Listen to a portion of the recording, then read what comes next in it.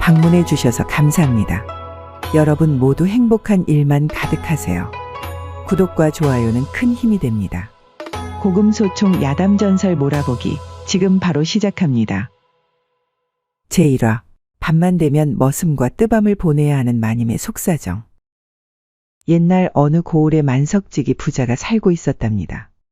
그런데 언제부터인가 부잣집 대감이 시름시름 앓기 시작했는데 얼마 지나지 않아 목숨이 경각에 달할 정도로 위태로운 지경에 이르게 되었지 뭐겠습니까? 건강 하나는 남부럽지 않던 서방님인데 어찌 이리 알아누워 있으신게요. 이럴 거면 못하다고 허구한 날 산삼에다 뱀술이며 온갖 귀한 보약이란 보약은 다 드셨단 말이오. 다 허사요, 허사. 어서 일어나시오, 어서. 대감 가시면 나는 하루도 못 산단 말이오. 남편의 깊어지는 병세에 정신줄을 놓고 깊은 슬픔과 절망에 빠진 마님까지 울며 까무러치기를 여러 날 반복하니 집안 사람들 모두 마님의 안위까지 걱정하는 지경에 이르게 되었죠. 이러다 대감마님의 안방마님까지 자칫하면 함께 가시겠구먼 그래. 저리도 가슴 절절한 부부가 어디 있단 말인가. 하늘도 무심하시지 말이야. 더군다나 전국 팔도에 이름난 의원이란 의원을 죄다 불러 진맥을 잡히고 세상 용하다는 약이란 약은 다 써보았지만 병세가 호전되기는커녕 오히려 그 증세가 날이 갈수록 심각해졌으니 도무지 뾰족한 수도 찾지 못하고 그저 상치를 날만 기다리고 있었답니다. 아니 병명도 알아내지 못해 치료도 제대로 못해? 명이라는 것들이 죄다 돈만 비싸게 받아쳐먹을 생각만 하고 병 고칠 생각은 하더라느니 몽땅 잡아다 매질을 해야 정신을 차릴 것이구먼. 그러게 말일세. 어찌 이리도 다들 실력이 형편없단 말인가 글쎄. 허준 선생이 아시면 당장이라도 깨어나 경을 칠 일일세 그려. 조선의 명의는 어디 가서 다 죽었단 말인가? 명의는 무슨 얼어 죽을.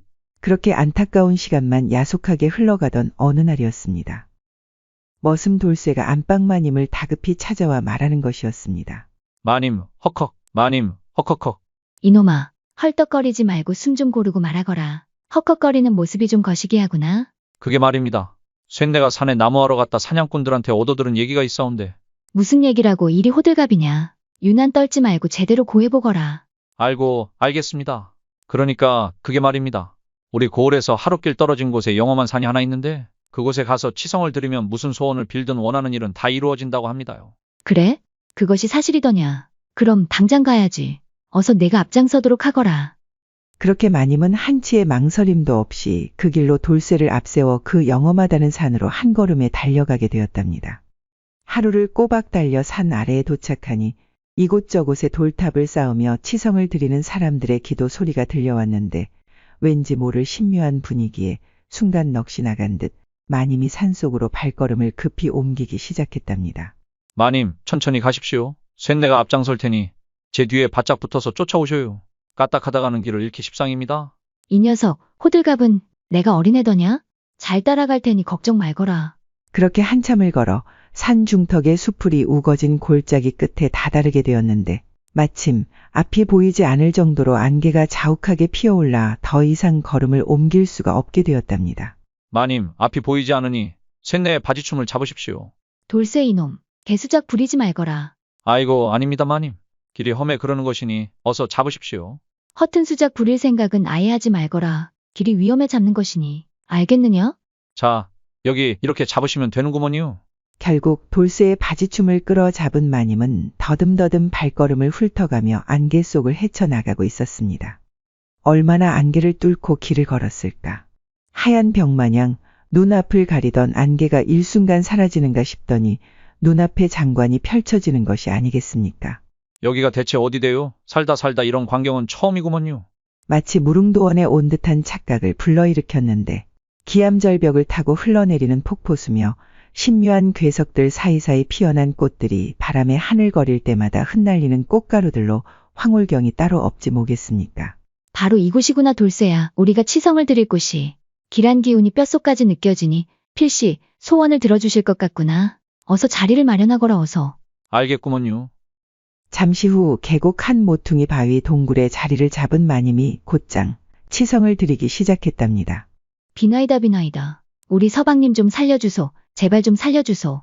단 1년만이라도 좋으니 제발 우리 서방님 좀 깨어나게 해주시오. 그렇게 몇 날 며칠 밤낮도 없이 지극정성으로 치성을 드린 지 닷새가 지날 때였답니다. 여느 날과 다름없이 동굴 안에서 치성을 올리고 있던 마님이 그날따라 연일 이어지는 강행군이 힘들었던지 순간 고꾸라져 잠이 들고 말았는데 그 잠깐 사이에 기묘한 꿈을 꾸게 되었답니다.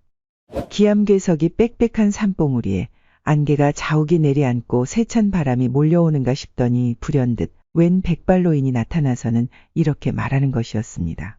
나는 이 산을 지키는 산신이니라. 내 너를 며칠 동안 지켜보고 있었느니라. 남편을 위해 지극정성 몸을 아끼지 않고 치성을 드리는 너의 모습이 갸륵하여 이리 직접 너를 보러 온 것이니라. 꿈인지 생시인지 모를 상황에 놀란 마님이 산신이란 말에 냉큼 머리를 조아리고 절을 하니 산신이 나지막이 말하였답니다. 이제부터 남편을 살릴 방도를 너에게 알려줄 테니 명심하도록 하거라. 네, 남편을 살릴 방도라고요? 무엇이든 말씀해 주시지요, 산신령님. 너의 남편이 지금 사경을 헤매는 이유는 바로 마구니 때문이니라. 오래전부터 너를 사모하고 있던 마구니 하나가 너와 함께 있는 남편을 시샘하여 그를 병들게 만든 것이니라. 마군이라니요, 산신령님. 아무리 질투가 나도 그렇지 서방님에게 왜 그런단 말입니까? 차라리 저에게 해코지할 일이 아니랍니까? 너를 사모하는 마구니가 너는 다치게 하고 싶지 않으니 그 저주를 너의 남편에게 돌린 것이 아니겠느냐? 그럼 이제부터 제가 어떻게 하면 되나요? 간단한 이치 아니겠느냐? 너의 곁에 남편이 있다는 이유로 마구니가 저주를 날렸으니 너의 곁에 다른 사람을 두어 남편 대신 저주를 맞게 하면 될 것이 아니겠느냐? 그렇게만 된다면 너의 남편이 저주에서 벗어날 수 있을 것이니라. 다른 사람을 제 곁에 둔다는 말씀은 혹시 그렇지. 그대가 지금 생각하는 그것이 맞느니라. 지금 당장은 너에게 가당치도 않은 일일 수 있겠으나 남편을 살리기 위해서는 지금으로선 그 방법이 유일하구나. 그렇게 할 수 있겠느냐? 산신의 말에 잠시 머뭇거리던 마님이 결심한 듯 말했답니다. 지금 따지고 자시고 할 시간이 없지 않사옵니까? 남편을 살리는 일이라면 뭐든지 할 것입니다. 더 자세히 말씀해 보시지요. 그러면 좋다. 결심이 선 것 같으니 잘 듣거라. 그대는 이 시간 이후로 산을 즉시 내려가 건장한 산에 하나를 물색하거라. 그리고 그 산에와 열흘간 하루도 거르지 말고 매일 밤 격렬한 밤을 보내야 하느니라. 딱 열흘이면 충분할 것이다. 다시 한번 말하지만 매일매일 정해진 시간에 뜨거운 밤을 함께 보내야 하느니라. 뜨거운 밤이라고요? 실제로 몸을 섞으라는 말씀이신지요? 그렇지.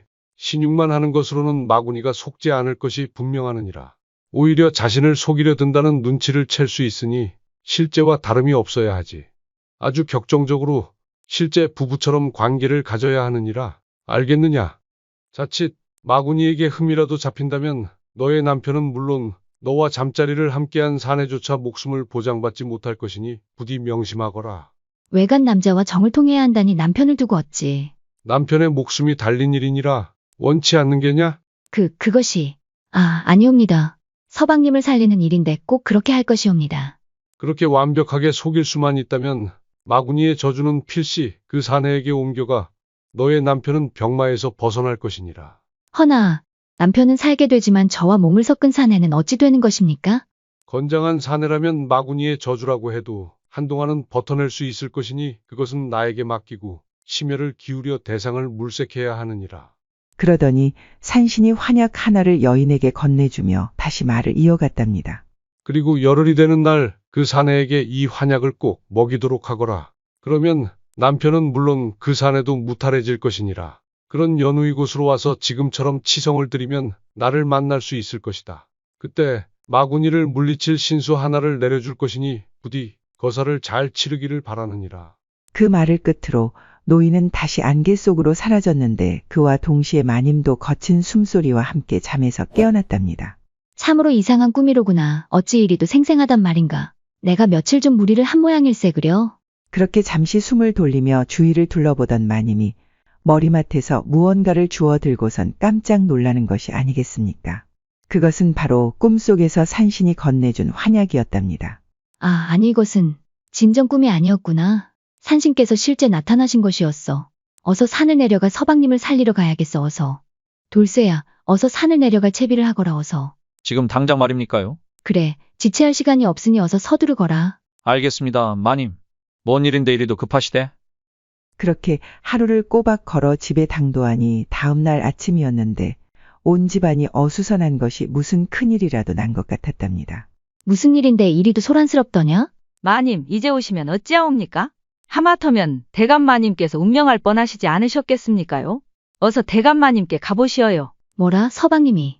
밤새 병증이 악화된 남편이 사경을 헤매다 겨우 맥이 돌아왔다는 말에 화들짝 놀란 마님이 남편의 손을 부여잡고 다짐했답니다. 서방님, 딱 열흘간만 다른 사내에게 안길 터이니 용서하십시오. 모든 것이 당신을 위한 일이니 부디 용서하십시오.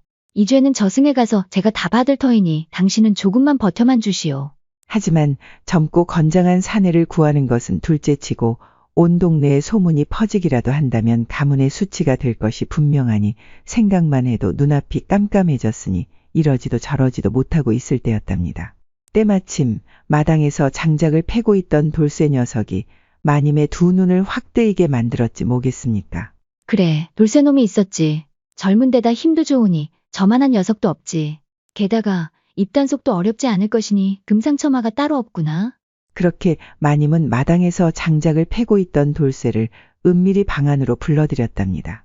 마님, 어찌 그러십니까? 쇳내가 무슨 잘못이라도 한 것입니까요? 이리와 앉거라. 네, 너에게 부탁할 것이 있어 그러느니라. 부탁이라고쇼? 이제부터 내 말 잘 듣거라. 네, 마님.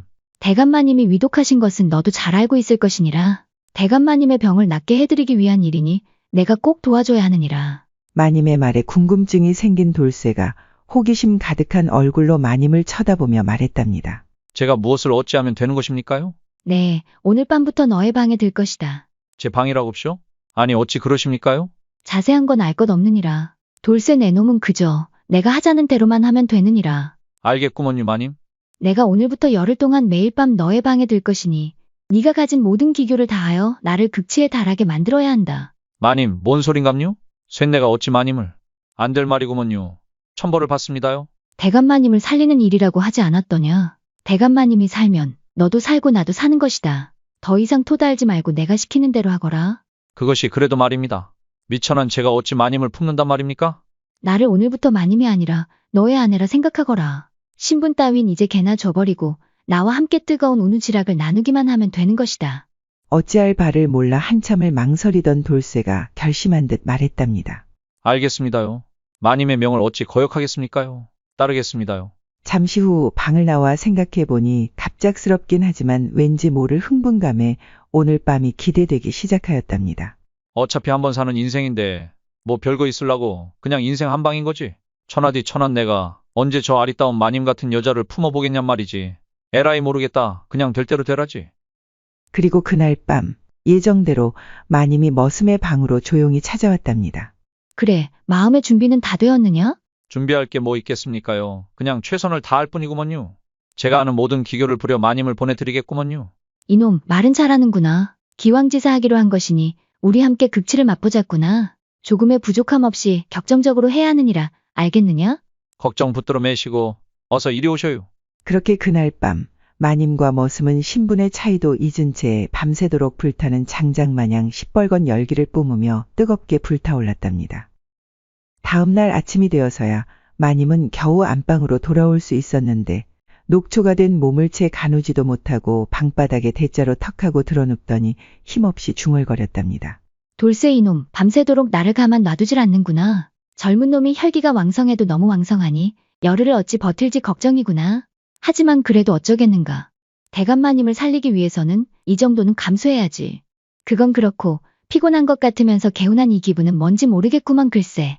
그렇게 중얼거리는 것도 잠시 새근새근 코를 골며 하루 종일 깊은 잠에 빠져들었답니다. 그리고 밤이 되자 다시 돌쇠의 처소로 들어가 어제와 같은 밤을 보냈답니다. 그러기를 꼬박 열흘째. 마침내 마지막 밤이 되었습니다. 그날 밤 역시 몇 번의 격렬한 우누지락 뒤에 돌쇠와 마님이 가쁜 숨을 몰아쉬며 여운을 만끽하고 있을 때였답니다. 마님이 돌쇠의 입에 도사가 준 환약을 넣어주며 말했답니다. 돌쇠야, 어서 이것을 삼키거라. 이것이 무엇입니까요?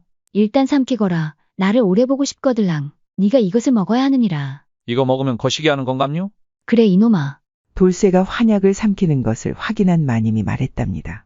오늘이 우리가 약속한 마지막 날이로구나. 짧으면 짧고 길면 긴 시간 부부처럼 우리 많은 사랑을 나누었구나. 돌쇠야, 내일부터는 많은 것이 달라질 것이야. 그것이 무슨 말씀인지? 이제 곧 알게 될 것이야. 마님, 왜 그런데요? 아무것도 아니다.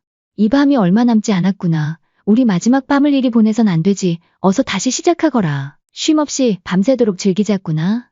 마님, 달립니다요. 홍콩 보내드리겠구먼요. 그렇게 마지막 밤이 지나고 아침이 밝았습니다. 그런데 여종 하나가 헐레벌떡 달려와서는 마님을 다급히 부르는 것이 아니겠습니까? 마님, 안방마님, 큰일 났사옵니다. 왜 이리 호들갑이냐?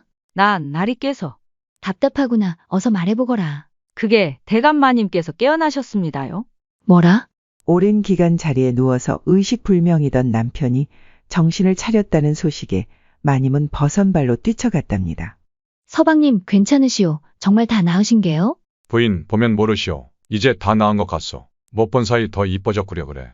서방님도 참, 그런 농담이 지금 나오십니까? 이제 걱정하지 마시구려. 이리 와보시오. 한번 안아보게. 아잉. 마님은 눈앞에서 멀쩡히 웃고 있는 남편을 보니 그저 감개무량할 뿐이었답니다. 산신령의 말이 사실이었어. 어쩜 이리도 감쪽 같을까. 반신반의하던 저 자신이 부끄럽사옵니다. 남편의 병이 다 나았다는 기쁨도 잠시, 마님은 서둘러 채비를 차리고는 산신이 일러준 대로 다시 산으로 올라가 치성을 올렸답니다. 치성을 올린 지 얼마 지나지 않자 과연 산신이 약속한 대로 마님의 눈앞에 나타났답니다. 산신령님, 제 서방이 깨어났는데 이제부터는 어찌해야 하는 것이옵니까? 열흘간 내 말을 잘 따라주어 고맙구나. 고생이 많았을 터 내 너에게 신수를 내어줄 것이니 어서 가서 마구니를 퇴치하거라. 그러더니 산신이 휘파람을 불었는데 어디선가 송아지만한 하얀 개 한 마리가 순식간에 달려와서는 마님 앞에 앉아 꼬리를 살랑살랑 흔드는 것이 아니겠습니까? 자세히 보니 눈이 셋 달린 개였는데 예사롭지 않은 개임에는 틀림없어 보였답니다. 이 녀석으로 어쩌라는 것이옵니까? 이 개는 구마견이라고 하는데 눈이 세 개라 마구니를 볼 수 있느니라. 그 녀석이 집으로 들어가는 순간 마구니가 숨은 곳이 들통나 바로 도망칠 것이야.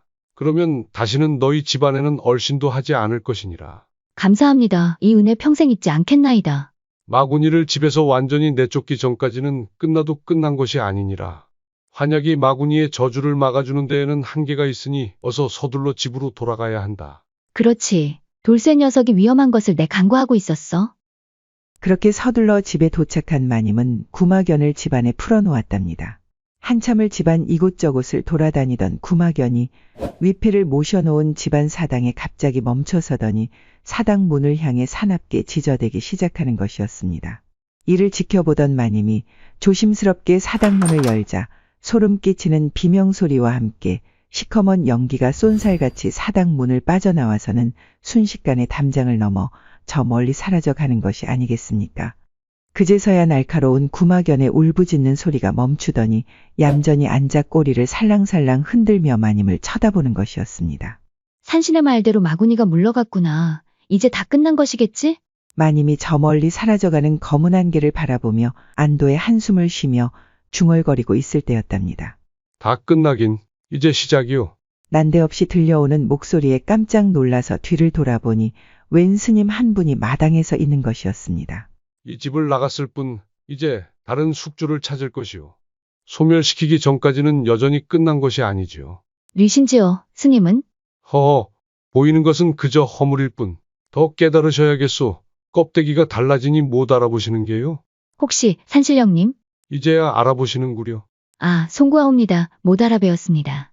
그건 그렇고 앞으로 마구니가 이 집에 나타나는 일은 없을 것이요.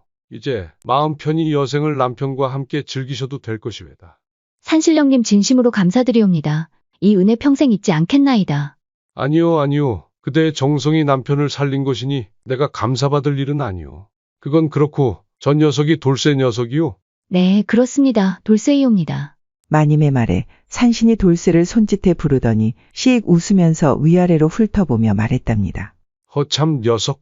기골이 장대한 것이 딱 마구니 사냥꾼이로세. 네 녀석이 내 환약을 먹어 살 수 있었으니 이제 그 은혜에 보답할 차례가 되었다. 무슨 말씀인지? 무슨 말은 무슨 말. 너는 오늘부터 내 제자가 되어 마구니를 잡으러 다니는 추막꾼이 될 것이야. 이미 내 환약으로 모든 혈자리는 뚫어두었으니 조금만 수련한다면 도력이 커질 것이니 그것으로 나에게 보답하거라. 뜬금없는 노인의 말에 돌쇠가 뒷걸음질치며 말했답니다. 싫습니다요. 저는 귀신이 제일 무섭구먼요. 딴 데 가서 알아보셔요. 싫어도 어쩔 수 없느니라. 내가 널 데려가지 않으면 마구니가 언제든 너를 찾아 너에게 저주를 내릴 것이니 나만이 너를 구할 수 있느니라. 그래도 싫으냐? 산신의 말에 돌쇠가 털썩 주저앉으며 말했답니다. 아니, 이게 뭐대요? 제가 뭔 잘못을 했길래 저에게 이런 시련을 주시는감요? 이를 지켜보던 마님이 돌쇠의 두 손을 꼭 잡으며 말했답니다. 돌쇠야, 미안하다. 나 때문에 네가 더 이상 자세히는 말할 수 없지만 난 네가 추마꾼이 되어 나를 지켜주는 수호신이 되어줬으면 좋겠구나. 내가 위험해질 때 언제든지 나를 구해주지 않겠느냐, 돌쇠야. 아니, 서방님. 서방님? 마지막 여인의 한마디에 눈물을 글썽이던 돌쇠가 결심한 듯 말했답니다. 무슨 내막이 있는지는 잘 몰라도 알겠어라. 제가 제자가 되겠구먼요. 추마꾼이 되어 평생 마님을 지켜드리겠어라. 그래, 잘 생각했구나. 어차피 너와 마님이 이 집에 함께 있으면 서로 힘들어질 것이니라. 그러니 나를 쫓아 마군이나 사냥하며 한 세상 호기롭게 살다 가세나. 그렇게 돌쇠는 얼떨결에 산신의 제자가 되어 훗날 세상을 어지럽히는 마구니를 퇴치하는 대법사가 되었다고 전해집니다. 마님의 집안 역시 마구니가 물러간 뒤부터 모든 일이 잘 풀리고 큰 재물은 물론 관운까지 뒤따랐으니 결국에는 조선 팔도에서 손꼽히는 명문가로 그 명성을 떨치게 되었으니 자손대대로 흥성했다 전해집니다. 제2화 동굴 속에서 피어난 마님과 머슴의 사랑 이야기. 옛날 어느 고을의 명문가의 자손인 서결이라는 자가 살고 있었답니다. 재력은 물론 조정에서도 손에 꼽힐 만큼 권세를 등에 업고 있는 인물로 그 어느 누구도 그를 함부로 하는 이가 없었죠. 나는 새도 떨어뜨릴 만큼 그 위세가 하늘을 찔렀으니 행실은 거칠었고 아나무인이 날이 갈수록 커져만 갔답니다. 아니, 내가 말이야. 자기보다 직급이 높은데도 나를 하대하니 참으로 기가 막힐 노릇일세. 어찌 하겠는가 말일세. 대단한 가문의 자손이 아닌가 말이야. 임금조차도 절절 매시는데 우리가 어찌 하겠는가. 참으시게. 허참, 우리도 사대부 집안의 자식인데 대단한 인물 나셨네 그려. 그런 그에게는 아리따운 부인이 하나 있었는데 영의정의 첫째 여식으로 스물이 되던 해 어쩔 수 없이 그 사내와 혼인을 하게 되었답니다. 사연인즉슨 절세가인으로 소문난 여인에게 반한 양반과 자제들이 죄다 그녀에게 정혼을 넣기 위해 줄을 서고 있었죠. 그런데 이를 지켜보던 서결이의 간계로 울며 겨자 먹기로 혼인을 올린 것이었죠. 내가 가지고 싶은 것은 임금이 것이라고 해도 내가 가질 것이야. 네가 아무리 영의정의 딸이라고는 하나 사내와 상통한 여인이라는 소문이 난다면 그 누가 너와 혼인을 하려고 들 것인가 말이지. 이제부터 넌 내 것이야. 그의 계획대로 저작거리에 영의정의 첫째 여식이 사내와 정을 통했다는 소문이 삽시간에 퍼졌는데 하루가 멀다 하고 들어오던 혼처가 일순간 뚝 끊기더니 그 어느 곳에서도 정혼을 청하는 집안이 없을 지경에 이르렀답니다. 대감, 이를 어찌합니까? 저작거리에 이상한 소문이 퍼져 있으니 이를 어찌한단 말입니까? 부인은 어찌하겠소? 사실이건 아니건 중요한 것이 아니오. 우리 딸 아이는 이미 사내와 상통한 여자로 소문이 났으니 본래는 둘째치고 가문의 수치가 되지 않을까 오히려 걱정이오. 그럼 우리 딸 아이는 이제 어찌 되는 것이옵니까, 대감? 이 일로 영의정의 집안이 골머리를 앓고 있는 그때였답니다. 하루는 서결이가 영의정을 찾아와서는 정혼을 청하는 것이었답니다. 영의정 나리, 제가 나리의 여식을 처로 삼고 싶으니 허락해 주시지요. 못 들은 것으로 하겠네. 썩 돌아가시게. 평상시 그를 마음에 들어하지 않던 영의정은 단칼에 정혼을 거절하며 그를 쫓아내려 하였답니다. 하지만 그는 더욱 강경하게 영의정을 노려보며 말하였죠. 따님께서 더 큰 수모를 당하길 원하십니까? 영의정 나리. 남자와 상통한 것도 모자라 그 상대가 집안 머슴이라는 소문이 나길 원하시진 않겠지요. 무슨 말을 하는 겐가? 내 딸 아이는 그런 아이가 아니네. 그 입 다물고 썩 내 집에서 나가시게. 제가 그렇게 만들면 그런 것입니다. 아직도 모르시겠습니까?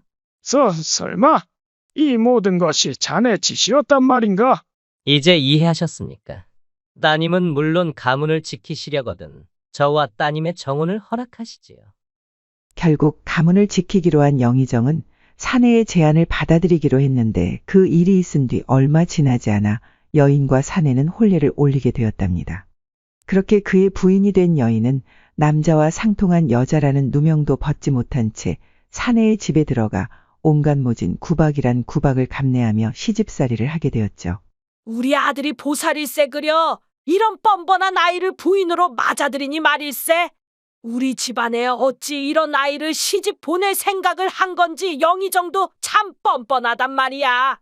더욱이 여인을 그렇게 만든 사내가 더 가관이었는데 모든 내막을 알면서도 모른 척 그녀를 밤마다 괴롭히며 말했죠.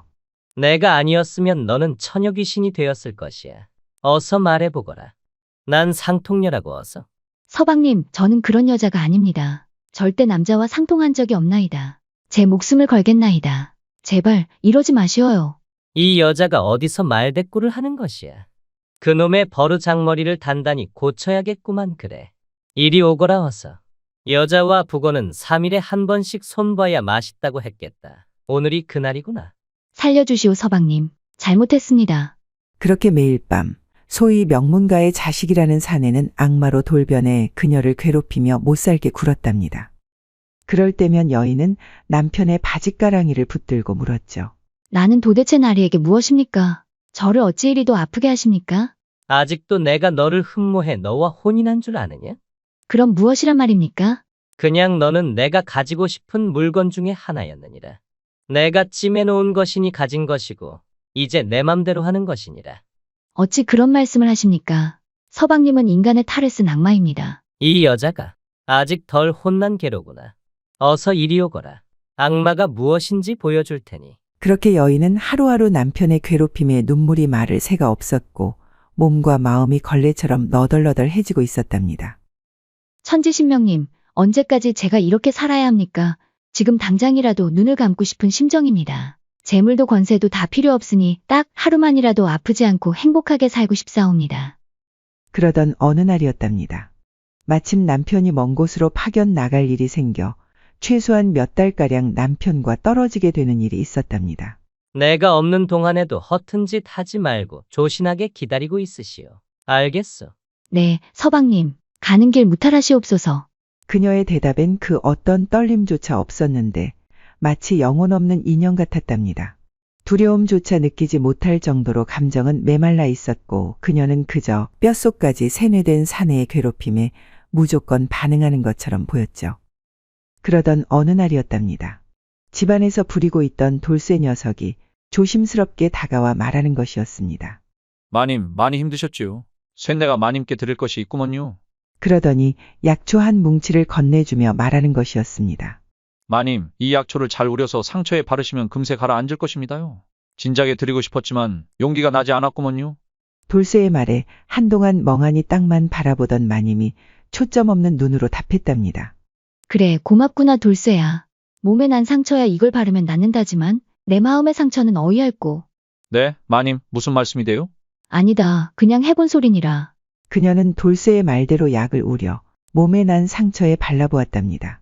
그러자 정말 신기하게도 모든 상처가 하루 만에 깔끔하게 치유되어 예전에 그 아름다웠던 피부로 되돌아가 있는 것이 아니겠습니까? 얼마나 신기했던지 당장에 돌쇠를 불러 물어보았답니다. 돌쇠야, 이것 보거라. 멍이며 생채기며 흔적도 없이 사라진 게 보이느냐? 도대체 이런 희귀한 약초는 어디서 구한 것이더냐? 얼마 전에 산에 나무하러 갔다 길을 잃은 적이 있는데 밤길에 돌아오다 그만 승냥이에게 물려 도망치고 있었는데 동굴이 하나 보이길래 몸을 피했습죠. 그 동굴 안에 이 녀석들이 지천으로 널려 있었구먼요. 그러다 정신을 잃고 쓰러졌는데 다음날 일어나 보니 승냥이에게 물렸던 상처가 아무러 있지 뭐겠습니까요. 그래서 집에 가져와 상처가 날 때마다 발랐는데 역시나 금세 나았구먼요. 매번 마님께서 대감 마님께 괴롭힘을 당할 때면 챙겨드린다는 것이 서슬퍼런 대감 마님이 무서워 망설이고 있었구먼요. 송구하구먼요. 그 말을 듣고 있던 여인이 총기가 가득한 눈으로 돌쇠에게 말했답니다. 그래? 그럼 내일 우리 함께 그 동굴로 가보자꾸나. 내 눈으로 직접 봐야겠어. 아이고, 아닙니다요 마님. 필요하시면 제가 가서 약초를 뜯어올 테니 마님은 집에서 편히 계십시오. 길이 험합니다요. 아니다. 약초도 약초지만 마음이 너무 갑갑하여 바람이라도 좀 쐬고 싶어 그런 것이니 돌쇠 니놈이 내일 나를 데리고 가주면 좋겠구나. 그렇게 할 수 있지? 여기 시집 온 이후로 한 번도 집 밖을 나가본 적이 없으니 마치 감옥에서 사는 것 같았느니라. 알겠습니다요 마님. 쇳내가 내일 마님을 모시도록 하겠습니다요. 다음 날이 되자 새벽 떼바람부터 마님이 들뜬 모습으로 돌쇠를 다그치기 시작했답니다. 아직 멀었느냐 돌쇠야? 이러다 늦겠구나. 어서 준비하거라. 아이고 마님, 아직 새벽이구먼요. 잠시만 기다리셔요. 뭐 이리 서두르신데요. 그렇게 마님과 돌쇠는 아침 일찍 약초가 있는 동굴로 향하게 되었답니다. 오랜만에 외출해 마님은 동굴로 향하는 여정이 마냥 즐겁기만 했죠. 하늘이 원래 이리도 푸르고 맑았단 말인가? 지저귀는 산새 소리는 또 어쩜 이리도 청아하게 들리는지. 하물며 길가에 핀 이름 모를 꽃들조차 어쩜 이리도 아름답단 말이냐. 마님, 맨날 보는 하늘이고 맨날 듣는 새소리고 맨날 발에 치이고 밟히는 게 이 잡초꽃 나부랭이들인데 뭐가 그리 좋대요? 이놈아, 누군가에게는 이 모든 것이 그저 감사한 존재일 수도 있느니라. 얼마나 아름다운 세상이더냐. 지금은 마치 내가 깃털이 된 것만 같구나. 이랬거나 저랬거나 마님 웃는 모습 보니까 쇳내도 덩달아 기분이 좋아집니다요. 마음껏 즐기셔요 마님. 평상시 느끼지 못하던 자유와 여유로움에 여인의 마음은 한결 가벼워지기 시작했답니다. 그렇게 얼마나 걸었을까. 지저귀는 산 새소리마저 조용해지고 마님과 돌쇠의 발걸음 소리만 메아리쳐 들려오는가 싶더니 어느 순간 짙은 안개가 온몸을 휘감기 시작하는 것이었답니다. 돌쇠야, 제대로 가고 있는 것이 맞는 것이더냐? 마님, 잠시만 더 걸으시면 괜찮아질 것인께 저만 따라오셔요. 그렇게 얼마를 더 걷다 보니 어느덧 돌쇠가 말했던 그 약초 동굴이 눈앞에 나타났답니다. 마님, 바로 여기구먼요. 사람들의 왕래가 잦지 않은 듯 무성한 칡 넝쿨이 동굴 입구를 감싸고 있었는데 신묘한 분위기를 물씬 풍기고 있었답니다.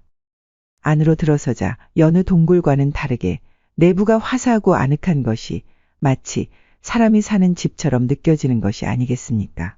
온도도 적당하고 통풍이 잘 되어 습하지도 않으니 참으로 쾌적한 동굴이구나. 마치 편안한 고향집 같은 것이 벌써부터 마음이 편안해지는 것 같구나. 맞습니다요 마님. 원래 동굴이라 하면 찬 기운을 머금고 있기 마련인데 이곳은 신기하게도 저기 안쪽 깊은 곳에서부터 따뜻하고 쾌적한 기운이 불어옵니다요. 참으로 신기한 동굴이구나. 참으로 신기해. 그렇게 한참 동안이나 동굴 이곳저곳을 유심히 살피던 마님이 이끼가 폭신하게 깔려있는 한쪽 바닥에 털썩 주저앉더니 말했답니다. 세상 구경하는 게 즐거워 오는 길 내내 쉬는 것도 잊었더니 다리가 너무 아프구나. 여기서 좀 쉬어야겠어. 여기까지 오신다고 힘드셨죠? 잘 보시면 마님이 앉아있는 그 이끼들이 제가 간밤에 드렸던 약초구먼요. 그랬구나. 이 이끼들이 모두 약초들이라니. 동굴 구석구석에 지천으로 널린 것이 어쩜 이리도 많단 말이냐? 치유 효능이 있는 것 같으니 조금만 앉아 계시면 금세 피로가 가실 것이구먼요. 그러고선 주섬주섬 보따리를 풀더니 간식으로 챙겨온 음식을 마님 앞에 꺼내 놓았답니다. 마님, 이거 좀 드셔보셔요. 여기까지 오시느라 시장하실 거구먼요. 자, 드셔요. 이런 것까지 준비했구나 녀석. 기특도 하지. 아니구먼요. 뭐 이 정도 가지고 그러시는감요. 어서 드셔요. 너도 이리 와서 같이 먹자꾸나. 아니구먼요. 저는 괜찮어라. 마님 다 드시고 남는 거 먹으면 되니까 먼저 드셔요. 이 녀석. 같이 먹자니까. 어서 이리 오거라. 아닙니다요 마님. 쇳내가 어찌 마님과 겸상을 합니까요. 저는 괜찮은 게 먼저 드셔요. 좀 이따 먹을게요. 이 녀석이 이리 오래도 내 명을 거역하는 것이냐? 괜찮으니 어서 이리 와서 너도 먹거라. 알겠구먼요. 그렇게 두 사람은 함께 간식을 먹으며 도란도란 이야기도 주고받고 알콩달콩 즐거운 시간을 보내게 되었죠. 얼마나 시간이 흘렀을까. 동굴 내부를 감싸고 있던 포근함 때문인지 나른해진 두 사람은 자연스럽게 폭신한 이끼를 베개 삼아 몸을 이었답니다. 돌쇠야, 얼마만인지 모르겠구나. 이렇게 행복한 시간은 시집 온 이후로 한 번도 느껴보지 못한 이 기분을 어떻게 표현해야 할지 모르겠구나. 마님, 언제든지 말씀만 하셔요. 쇳내가 오늘처럼 마님을 모시고 이곳으로 오겠구먼요. 그렇게 하겠느냐? 물론이구먼요. 마님만 원하신다면? 그런 말이다. 서방님도 몇 달간 집을 비우실 테니 우리 매일 이곳으로 와서 오늘처럼 이렇게 시간을 보내는 건 어떻겠느냐? 매일이라고쇼? 그래, 매일 말이다. 서방님이 돌아오시면 나는 또. 그렇게 말을 잇지 못하고 시무룩해진 마님을 보던 돌쇠가 웃으며 말했답니다. 그래요, 마님. 마님이 싫다고 할 때까지 매일매일 매시고 올 테니 각오하셔요. 자, 약속해요. 그렇게 손도장까지 찍은 마님과 돌쇠는 서로를 바라보며 한박웃음으로 화답을 했답니다. 정말이지 남편과 살면서 내가 짐승보다도 못한 삶을 살고 있다는 처참한 생각만 들었는데 오늘 너와 함께 이곳에 있으니 정말이지 내가 살아있음을 느끼는구나. 다행이구먼요.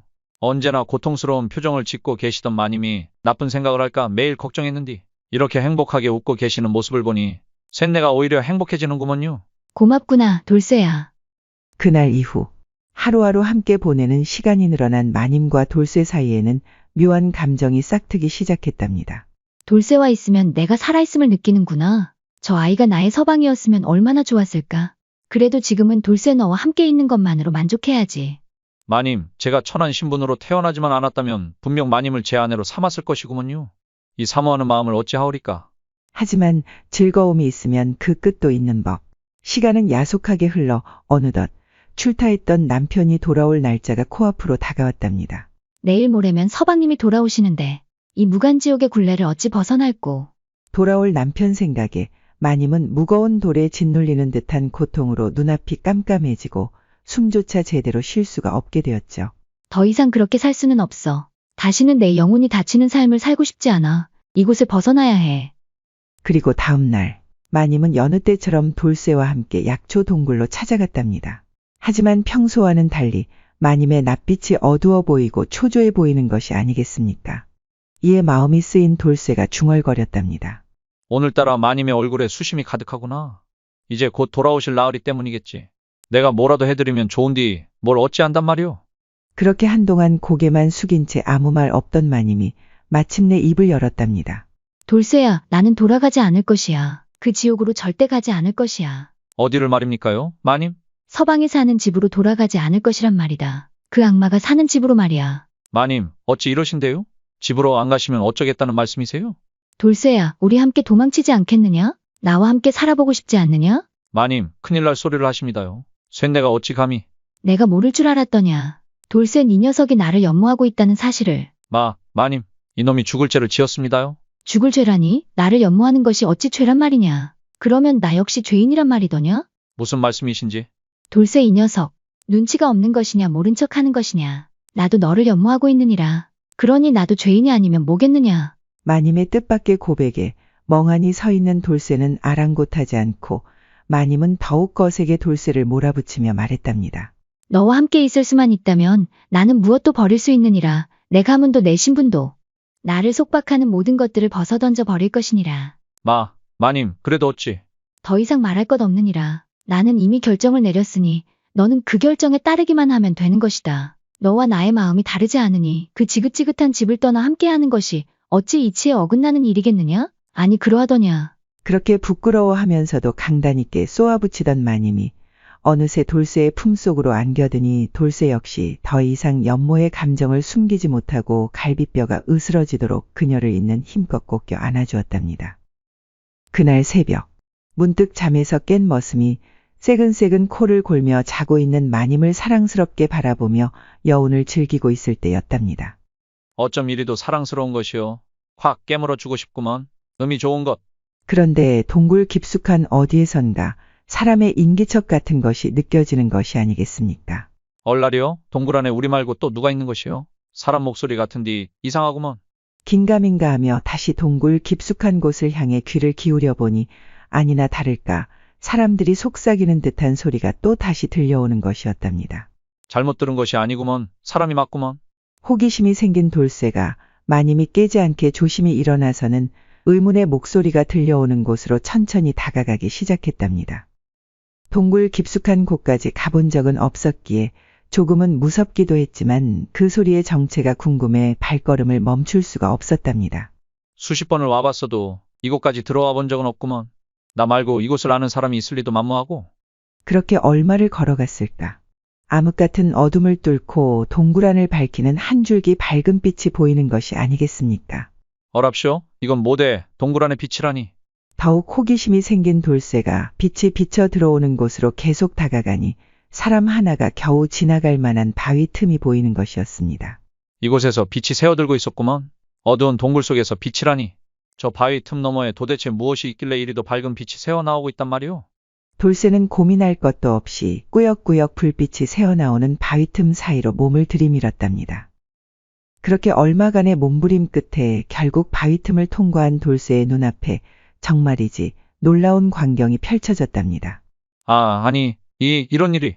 놀랍게도 바위 틈 그 너머엔 또 다른 세상이 펼쳐져 있었던 것이었습니다. 구름 한 점 없는 푸른 하늘에 태양이 눈부시게 빛나고 있었고 온화한 미풍이 온몸을 잔잔하게 휘감아 도는 것이 나른한 기분까지 들게 하는 신묘한 곳이었습니다. 또한 멀리 보이는 산에는 푸른 나무들이 가득했고 발밑에 핀 이름 모를 아름다운 꽃들이 바람에 하늘하늘 흔들거리며 기분 좋은 향기를 사방에 흩뿌리고 있었답니다. 그곳을 한가로이 거닐고 있던 사람들 모두 귀티가 잘잘 흘렀는데 누구 하나 거지 같은 사람이 없었으니 마치 무릉도원의 신선들을 보는 것만 같았답니다. 아니, 대체 이곳은 어디란 말인가? 또 저들은 대체 누구란 말인가? 행색을 보아하니 조선의 사람들은 아닌 것 같은데 그렇다고 우리와 다른 사람도 아닌 것이 도대체 이곳은 어떤 세상이란 말인가? 머릿속이 하얗게 돼버린 돌쇠는 한동안 아무 생각 없이 멍하니 서 있을 뿐이었답니다. 그때 마침 풍채가 좋은 노인 한 명이 그의 곁을 지나갔는데 돌쇠가 그를 멈춰 세우고 물었답니다. 어르신, 뭐 좀 여쭤봐도 되겠습니까요? 무엇이 알고 싶어 그러시는 게요? 그것이 이곳은 대체 어디입니까? 이곳이 어디라니요? 그러고 보니 당신은 뜬금없는 돌쇠의 물음에 잠시 그를 위아래로 훑어보던 노인이 깜짝 놀라 말했답니다. 행색을 보아하니 외륙인이로군. 혹시 동굴을 통해서 들어오신 것이요? 네, 맞구먼요. 사람들의 목소리가 들리는 듯하여 쫓아와 보니 이곳이었구먼요. 허, 세상에 이런 일이. 홍길동 이후로 100년 만에 외륙인을 또 다시 보게 되다니. 반갑소이다, 반가워. 무슨 말인지 모를 노인의 말에 돌쇠가 머쓱해하며 다시 물었답니다. 외륙인? 홍길동? 도무지 무슨 말씀이신지 이해가 가지 않습니다요. 그렇지요. 당연한 말씀이십니다. 세상은 아는 것보다 모르는 것이 더 많지요. 그대가 사는 외륙에서 이 내륙을 아는 이들은 거의 없답니다. 안다고 해도 그저 전설로만 생각하니 실제로 이곳에 와본 외륙인은 거의 없지요. 몇 명을 제외하면 말이요. 홍길동 같은 사람 말이요. 당신이 오기 딱 100년 전 1000여 명의 사람들을 데리고 이곳으로 왔지요. 이곳을 율도국이라 칭하더군요. 그리고 또 뭐라 그러더라. 그렇지, 무릉도원. 외륙인들은 이곳을 무릉도원이라고 부르기도 합디다 그래. 무릉도원? 이곳이 무릉도원이라고쇼? 그것이 무슨 말씀이신지? 어안이 벙벙해진 돌쇠를 본 노인이 껄껄껄 웃더니 말을 이어갔답니다. 우리가 사는 이 세상은 태초에 만들어지길 외륙과 내륙으로 나누어져 있었지요. 그때는 그대들이 부르는 무릉도원이라는 이곳에 주로 신선이나 도인들만 살고 있었는데 가끔씩 외륙으로 외출을 했던 일부 신선이나 도인들이 이곳으로 친한 외륙인을 데리고 오곤 했었지요. 그렇게 이곳을 둘러보고 돌아간 사람들이 이곳을 무릉도원이라 칭하게 된 것입니다. 즉, 내륙의 다른 이름이 무릉도원인 것이지요. 이곳이 진짜 무릉도원이라고? 이게 꿈이여 생시여? 도무지 믿기지 않는 말에 돌쇠가 노인을 위아래로 훑어보며 말했답니다. 그러면 제가 지금 신선과 얘기를 하고 있는 건감요? 허, 신선이라니요. 난 그냥 평범한 사람이 올시다. 신선은 우리도 보기가 힘들지요. 그들은 존재하면서도 존재하지 않는 존재이기에 만나기 참 힘들답니다. 그러면 어르신은 무엇이 돼요? 대체 이곳에는 어찌 계시는 건감요? 저도 외륙인이었지요. 화산 폭발로 나라가 멸망하고 얼마 지나지 않아 한도인의 도움으로 백성들을 이끌고 이 내륙으로 들어왔답니다. 노인의 말에 깜짝 놀란 돌쇠가 말했답니다. 화산 폭발이라고쇼? 혹시 발해를 말씀하시는 겁니까요? 그렇다면 말로만 듣던 고구려의 후손이란 말씀이신데. 그러하지요. 뭐가 문제 있습니까? 그게 발해가 멸망한 지 벌써 500년이 넘었는데 지금까지 살아계신다는 게 혹시 어르신의 나이를 여쭤봐도 되는가요? 여기 들어온 이후로 세어보진 않았는데 한 600은 넘었을 것이외다.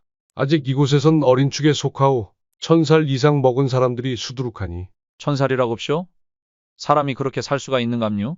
이게 무슨 자다가 봉창 두들기는 소리래요? 기막혀하는 돌쇠의 모습에 노인이 호탕하게 웃으며 말했답니다. 이곳은 본디 신선이 사는 곳으로 외륙과 시간의 개념이 다를 뿐 아니라 모든 것이 천천히 흘러가오. 또한 사방에 깔린 모든 식물이 그대들이 불로초라 부르는 영생 물질들로 이루어져 있어 내가 살고 싶은 만큼 살 수가 있는 것이지요. 내 죽음은 내가 정하는 것이라고 보면 돼요. 하물며 당신이 지금 밟고 있는 흔하디 흔한 그 이끼조차도 불로초라오. 한 달만 복용해도 수백 년은 거뜬히 살 수 있지요. 노인의 말에 발 아래를 쳐다본 돌쇠가 깜짝 놀라며 말했답니다. 이것도 불로초라고쇼? 왜 그러시오? 무슨 문제라도 있는 것이오? 그러고 보니 동굴 안에서 보았던 이끼와 영락없이 똑같이 생긴 것이 아니겠습니까? 동굴 안에 이런 이끼가 잔뜩 널려 있던데 제가 이것을 자주 복용하였구먼요. 그럴 때마다 상처면 상처, 피로면 피로, 하여간 모든 잡병이 깔끔히 치유되던데 이끼가 불로초였다니. 그곳까지 벌써 이끼가 퍼졌소이까? 맞소이다, 불로초요. 그러더니 잠시 돌쇠를 이리저리 살펴보는가 싶더니 다시 물었답니다. 혹시 얼마나 복용하신 게요, 있기는? 동굴을 들락날락 거린 게 한 달 정도 되었으니 아마도 한 달 남짓 복용한 듯하구먼요. 한 달이라면 혹시 그대 말고 같이 복용한 사람이 있으신 게요? 노인의 말에 돌쇠가 자초지종을 설명하며 말했답니다. 어쩔 수 없이 아시마님께 제가 챙겨드렸습니다요. 그러셨군요. 그런데 어찌 그러십니까? 노인이 잠시 뜸을 들이는가 싶더니 조심스럽게 말했답니다. 잘 들으시오. 이곳의 모든 식물들은 불로초이기는 하나 외륙에서는 이곳과 다른 환경 때문에 오히려 독으로 작용할게요. 잠시 동안은 치유 능력이 생긴 것 같이 보일 수 있으나 얼마 지나지 않아 분명 독으로 변해 급사를 맞이할 것이외다. 한 달 이상을 복용하셨다고 하니 이거 더 큰일이오. 노인의 말에 깜짝 놀란 돌쇠가 말했다. 어르신, 안 됩니다요. 미천한 저는 상관없지만 우리 아시마님은 절대로 이렇게 죽어선 안 되는구먼요. 이제 겨우 불행에서 벗어나려는 사람인데 안 되는구먼요. 어르신, 방법이 없겠습니까요? 돌쇠의 간곡한 부탁에 노인이 말했답니다. 한 가지 방법이 있긴 한데 무엇입니까요? 시키는 대로 할 것이구먼요. 어서 방도를 알려주셔요, 제발. 그렇다면 그대와 아시마님 둘 다 외륙을 버리고 내륙에 사시면 될 것이 아니겠소. 참 쉽죠? 외륙에서는 불로초가 독초로 바뀌니 이곳에 살면 뭔들 문제가 되겠소. 아니 그렇소? 노인의 말에 돌쇠는 자기도 모르게 고개를 끄덕이고 있었답니다. 이어서 노인이 다시 말했답니다. 사연을 들어보니 그대와 아시마님이 이곳에 온 것은 운명인 듯 싶소이다. 무슨 말씀이신지? 이곳은 누구나 평등하고 신분 따위는 존재하지 않소이다. 왕도 신하도 양반도 종도 없어 지극히 모두가 평범한 곳으로 그대와 마님이 원하는 삶을 산다고 한들 뭐라 할 사람 하나 없으니 바라는 모든 것이 이루어질 것이외다. 그뿐이겠소이까. 사시사철 따뜻해 배고픔도 추위도 없으니 영원히 평온하며 행복한 삶을 살 수가 있다오. 하물며 세상 권세도 부귀영화도 이곳에선 필요 없으니 그대가 사모하는 여인과 행복하게 잘 살기만 하면 되는 것이 아니겠소. 이곳에서는 그 모든 것이 가능하오. 어떻소? 내 제안이 충분히 매력적이지 않소? 게다가 지금 그대와 아시마님 모두 어차피 외륙에서는 더 이상 살 수 없는 몸이 되었으니 잘 생각해 보시오. 이보다 더 좋은 방법은 없소이다. 그렇긴 하지만서도, 어찌. 망설이는 돌쇠에게 노인이 마지막으로 말하였답니다. 그냥 단순하게 생각하시구려. 지금 평생을 함께하고 싶은 여인이 있지 않소? 그렇지요. 우리 아시마님만 행복하면 되는 것이지요. 바로 그겁니다. 그것만 생각하십시오. 그 여인과 이곳에서 평생 행복하게 살겠다는 생각만. 잘 생각해 보시오. 나는 갈 길이 바빠 이만. 그 말을 끝으로 노인은 돌쇠의 등을 두어 번 툭툭 토닥거리고선 가던 길을 다시 재촉했답니다. 그 모습을 망부석 마냥 한동안 우두커니 지켜보던 돌쇠가 뭔가 결심을 한 듯 이내 발걸음을 재촉하더니 다시 동굴로 건너가 마님을 흔들어 깨웠답니다. 마님, 이렇게 주무실 때가 아닙니다. 어서 일어나 보시오요. 무슨 일이더냐? 벌써 아침이 되었느냐? 어서 저를 따라 이리로 오십시오. 쇳내와 가야 할 곳이 있습니다요. 이 녀석이 왜 이리 호들갑이더냐? 여인은 어리둥절한 마음이 들었지만 곧 옷을 챙겨 입고 돌쇠가 이끄는 대로 따라 나섰답니다. 그리고 잠시 뒤 돌쇠를 따라 바위 틈 너머의 세상으로 들어가게 되었죠. 여기가 어디란 말이더냐? 이렇게 아름다운 곳이 있다니 도대체 어디란 말이냐? 돌쇠는 지금까지의 자초지종을 설명하고선 이내 마님 앞에 무릎을 꿇고 말했답니다. 갑자기 왜 이러느냐 돌쇠야? 마님, 돌쇠의 놈. 마님과 함께 평생 이곳에서 행복하게 살고 싶구먼요. 허락해 주실 때까지 이러고 있을랑께 잘 생각해 보셔요. 돌쇠의 고백에 감동한 마님이 한방 미소를 짓더니 돌쇠를 일으켜 세우고는 말했답니다. 돌쇠야, 너와 함께라면 여기가 어디인지는 중요하지 않단다. 그곳이 설령 지옥이라고 해도 오늘부터 우리 평생, 아니 영원히 함께 하자꾸나. 마님, 사모합니다요. 돌쇠야, 나도 너를 사모하느니라. 그렇게 두 사람은 동굴 너머의 무릉도원에서 평생 동안 기쁘게 그리고 행복하게 잘 살았다고 합니다. 제3화 젊은 여인을 품은 총각 스님의 일장춘몽. 어느 깊은 산속 작은 암자에 한 젊은 스님이 수행을 하고 있었답니다. 얼마 전까지 같이 지내던 노승이 입적한 이후 수년간 홀로 지내며 밤낮으로 부처님께 기도를 올리며 깨달음을 구하고 있었죠. 하지만 수행을 이어가면 이어갈수록 이런 외딴 암자에서 하루 종일 불경만 암송하며 지루하게 살아가는 자신의 존재에 대한 물음이 하루에도 수백 번씩 떠올라 번뇌에 빠지기 일쑤였답니다. 나는 누구인가 도무지 해답을 찾을 수가 없구나. 끝없이 내려 수복이 쌓이는 저 눈처럼 번뇌가 한도 끝도 없으니 부처님 이를 어찌하오리까. 매번 그럴 때면 스님은 자신의 수행이 부족함을 탓하며 번뇌로 무너진 마음을 다잡으려 더욱 수행의 열을 올렸습니다. 그러던 어느 날 늦은 밤이었답니다. 불경을 암송하고 있던 스님이 문득 들려오는 인기척의 연부를 멈추자 법당 밖에서 한 여인이 떨리는 목소리로 말하는 것이었습니다. 계십니까? 누구 안 계십니까? 이건 정녕 여인의 목소리가 아닌가. 이 깊은 산 중에 그것도 이토록 야심한 밤에 홀로 여인이 이곳에 어인을 읽고. 궁금해진 스님이 법당 문을 열고 바깥을 내다보니 한 여인이 하얀 눈밭 위에서 오들오들 몸을 떨며 서 있는 것이 아니겠습니까? 보살님, 밤이 늦었거늘 어이 이 암자를 찾은 것이오. 스님, 날도 저물고 눈이 많이 쌓여 길조차 보이지 않으니 오늘 하루만 묵어가게 해주시어요. 부탁드립니다. 여인의 떨리는 목소리에 스님이 합장을 하고선 말하였답니다. 보살님, 미안하오만 저 혼자만 있는 암자라 묵어가는 것은 곤란합니다. 게다가 방도 하나라 어려울 듯 싶으니 다른 곳을 찾아보시지요. 그 말에 여인이 통사정하며 말했답니다. 스님, 더 이상 걸을 힘도 남아있지 않사온데 아무것도 보이지 않는 이 엄동설 안에 저보고 다른 곳을 찾아보라시면 그냥 나가 죽으라는 소리 아니십니까? 잠시라도 좋으니 몸만 좀 녹이고 가게 해주시어요. 덜덜 떨며 통사정하는 여인을 바라보며 이러지도 저러지도 못하는 스님을 향해 여인이 더욱 간절한 눈빛으로 말했답니다. 저는 어느 사대부 집안의 딸로 한순간 역적으로 몰려 멸문지화를 당하는 와중에 홀로 집안을 빠져나와 이리저리 헤매다 이곳 암자까지 흘러오게 된 것입니다. 더 이상 제가 갈 곳이라곤 없으니 부디 가엾게 여기시어 하룻밤만이라도 좋으니 제발 재워주시지요. 안 그러면 이곳에서 그냥 얼어 죽어버릴 것이옵니다. 그 말에 스님은 더 이상 거절을 하지 못하고 여인을 방 안으로 들였답니다. 보살님, 저 아랫목에 가서 어서 몸 좀 녹이시오. 이 추운 날씨에 이 차림으로 지금까지 살아있는 게 용하오. 어서 가서 누우시오. 지칠 대로 지친 여인은 더 이상 말할 힘도 없었는지 스님이 시키는 대로 아랫목으로 가서 이불을 폭 뒤집어 쓰고는 한동안 웅크리고 누워 있었는데 얼마 지나지 않아 새근새근 코까지 골며 자기 집처럼 편안히 자는 것이 아니겠습니까? 많이 피곤했던 모양이네 그려. 저리도 곤히 자니 말일세. 거참. 그러더니 그새 부엌으로 가서는 아궁이에 장작을 더 넣어 구들장이 식지 않도록 하고선 다시 방으로 돌아와 자세를 고쳐잡고 이내 불경을 암송하기 시작했답니다. 시간이 얼마나 흘렀을까? 스님의 연불 소리가 잦아들고 차가운 눈 바람 소리만이 들리는 그때였답니다. 아랫목에서 자고 있던 여인이 구들장 바닥이 뜨거웠던지 이불을 냅다 걷어차고선 벌러덩 누워 있었는데 여인의 옷매무새가 여기저기 말려 올라가 하얀 속살이 그대로 드러나 있는 것이지 뭐겠습니까?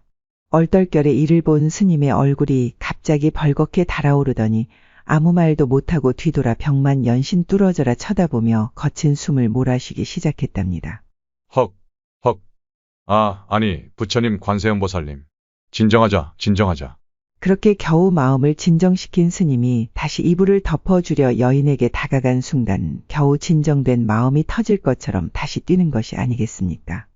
지금껏 맡아보지 못한 여인의 향기로운 채취며 새하얀 피부결과 도톰한 입술은 제 아무리 오랜 수행을 한 고승이 온다고 해도 당장 품어보지 않고는 못 베길 정도로 매혹적이었기 때문이죠. 스님은 그런 여인의 모습을 머릿속에서 몰아내기 위해 두 눈을 질끈 감고 다시 불경을 암송해 보았답니다. 나무아미타불, 아누나미타불. 부처님 이 중생을 구원하소서. 아미나무아불.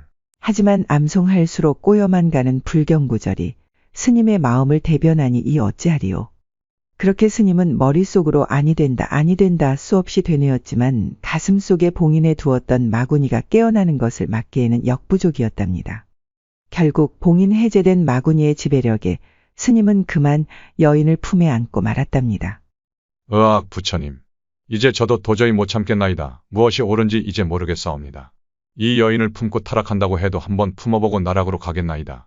마침 비몽사몽 눈을 뜬 여인 역시 그런 스님을 거부하지 않았으니 두 사람은 어느새 불타오르는 장작처럼 활활 타오르기 시작하였죠.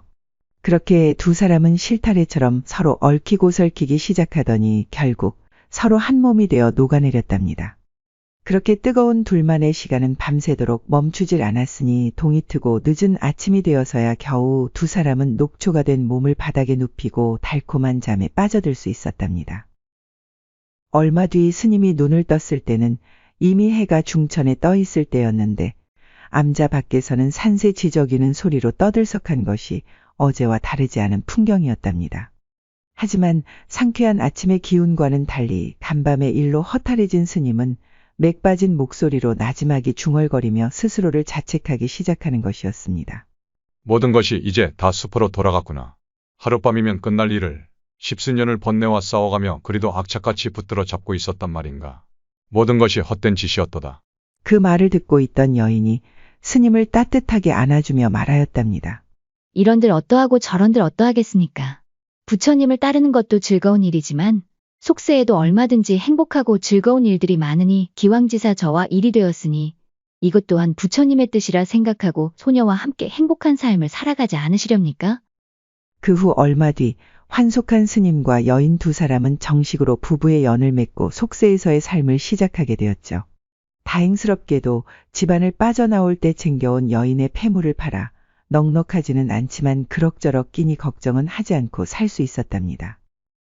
그렇게 시간은 흘러 어느덧 두 사람 사이에 아이까지 태어나고 소소하지만 나름 행복한 삶이 이어졌죠. 하지만 몇 해 지나지 않아 극심한 가뭄이 온 나라를 황폐하게 만들었는데 먹을 것이라고는 풀뿌리와 나무 껍질뿐이었고 그마저도 바닥이 난 상태였답니다.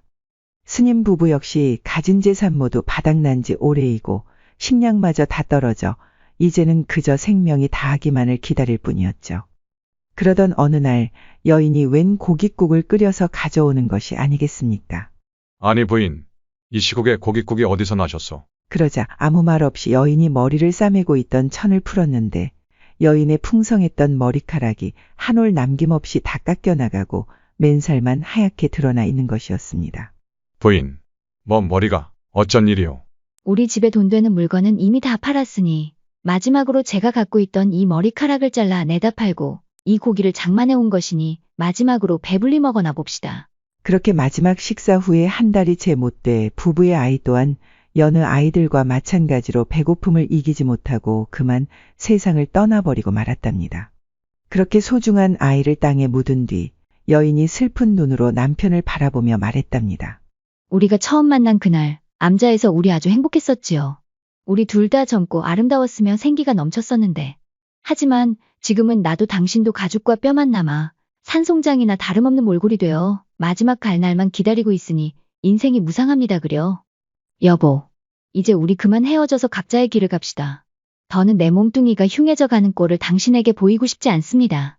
또한 시간이 지날수록 우리 둘 다 굶주린 금수처럼 변해 서로를 못 잡아먹어 으르렁거릴 텐데 그 꼴을 어찌 보겠소. 그나마 이 정도라도 사람의 형상을 하고 있는 지금 헤어져서 각자 마지막 날을 맞이하도록 해요. 아내의 말에 남편은 눈물을 머금고 아무 말 없이 고개만 끄덕였답니다. 그렇게 여인과 헤어진 그는 삭풍이 몰아치는 어느 산속을 무작정 헤매며 머물 곳을 찾아다녔답니다. 그러다 바위 절벽 근처에서 운 좋게 동굴을 하나 발견하게 되었는데 그 안으로 들어가자마자 기력이 다했는지 그대로 엎어져 정신을 잃게 되었답니다. 얼마나 시간이 지났을까? 얼굴을 간지럽히는 햇살과 소란스럽게 지저귀는 새소리에 그가 정신을 차렸는데 놀랍게도 그가 있는 곳은 동굴이 아닌 예전에 그 암자의 바로 그 작은 방이지 뭐겠습니까? 이게 도대체 무슨 일이지? 방문을 열고 뛰쳐나와 이리저리 둘러보아도 예전에 그 암자가 틀림없고 물 위에 비친 자신의 모습을 보아도 모든 것이 그 여인을 만나기 전과 똑같지 않겠습니까? 순간 뭔가에 한 방 맞은 듯 땅바닥에 털썩 주저앉은 스님이 멋쩍은 듯 머리를 극적거리며 한탄하는 것이 아니겠습니까? 모든 것이 다 꿈이었단 말인가? 여인도, 아이도, 그날 밤도 이 모든 것이 다 허상이었단 말인가? 모든 것이 허상이로다. 허상이로세 나무 아미타불 관세음보살. 그랬답니다. 이 모든 것이 분명 꿈이었습니다. 하룻밤의 짧은 꿈. 그렇게 젊은 스님은 하룻밤 짧은 꿈을 통해 자신을 괴롭혀온 지긋지긋한 정념의 실체가 실은 허상일 뿐이며 육신의 쾌락은 그저 허망한 망상이라는 것을 깨닫게 되었던 것이죠. 그날 이후 젊은 스님은 더욱 수행에 정진하여 훗날 명나라는 물론 일본에서도 숭상하는 명승이 되었다고 전해집니다. 제4화 밤만 되면 자지러지는 총각머슴의 안타까운 사연. 옛날 어느 고을에 부유하기로 소문난 한 양반이 살고 있었답니다. 그는 후처까지 들여 2명의 부인과 함께 살고 있었죠. 하지만 둘째 부인이 집안에 들어오고 얼마 지나지 않아 제대로 된 재미도 못 본 채 그만 주인 양반이 세상을 떠나고 말았지 뭐겠습니까. 그렇게 졸지에 과부 신세가 되어 독수공방하게 된 두 여인이었지만 어쩐 일인지 걱정과는 달리 두 마님의 낯빛에는 외로운 기색이라곤 전혀 눈 씻고 찾아볼 수가 없었습니다. 오히려 날이 갈수록 얼굴이 환하게 피는 것이 주인 양반이 살아있을 때보다도 웃음이 더 많아지고 심지어 화색까지 돌았으니 마치 사랑에 푹 빠진 새색시 같았지 뭐겠습니까. 이보시게, 두 분 마님이 어찌 저리도 기분이 좋으시단 말인가? 꼭 그 짓에 재미 붙인 여편네처럼 실실 웃고 다니지 않는가? 주인마님 돌아가신 지 얼마나 됐다고? 슬퍼해도 모자를 판 아닌가 말이야. 낸들 그 이유를 알겠는가? 죽은 사람만 아쉬운 거지 어쩌겠나. 모른 척하시게나 괜히 긁어 부스럼 만들지 말고.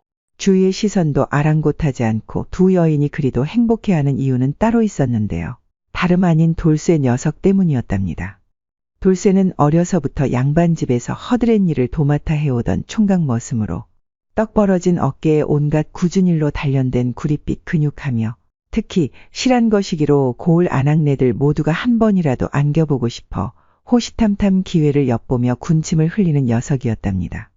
그런 돌쇠를 가만 놔둘 리 없는 두 마님 역시 양반이 죽고 나자 매일 밤 각자의 방으로 그 녀석을 불러 쾌락을 맛보았는데 하루도 쉬는 날이 없을 정도로 그 재미에 푹 빠져 있었죠.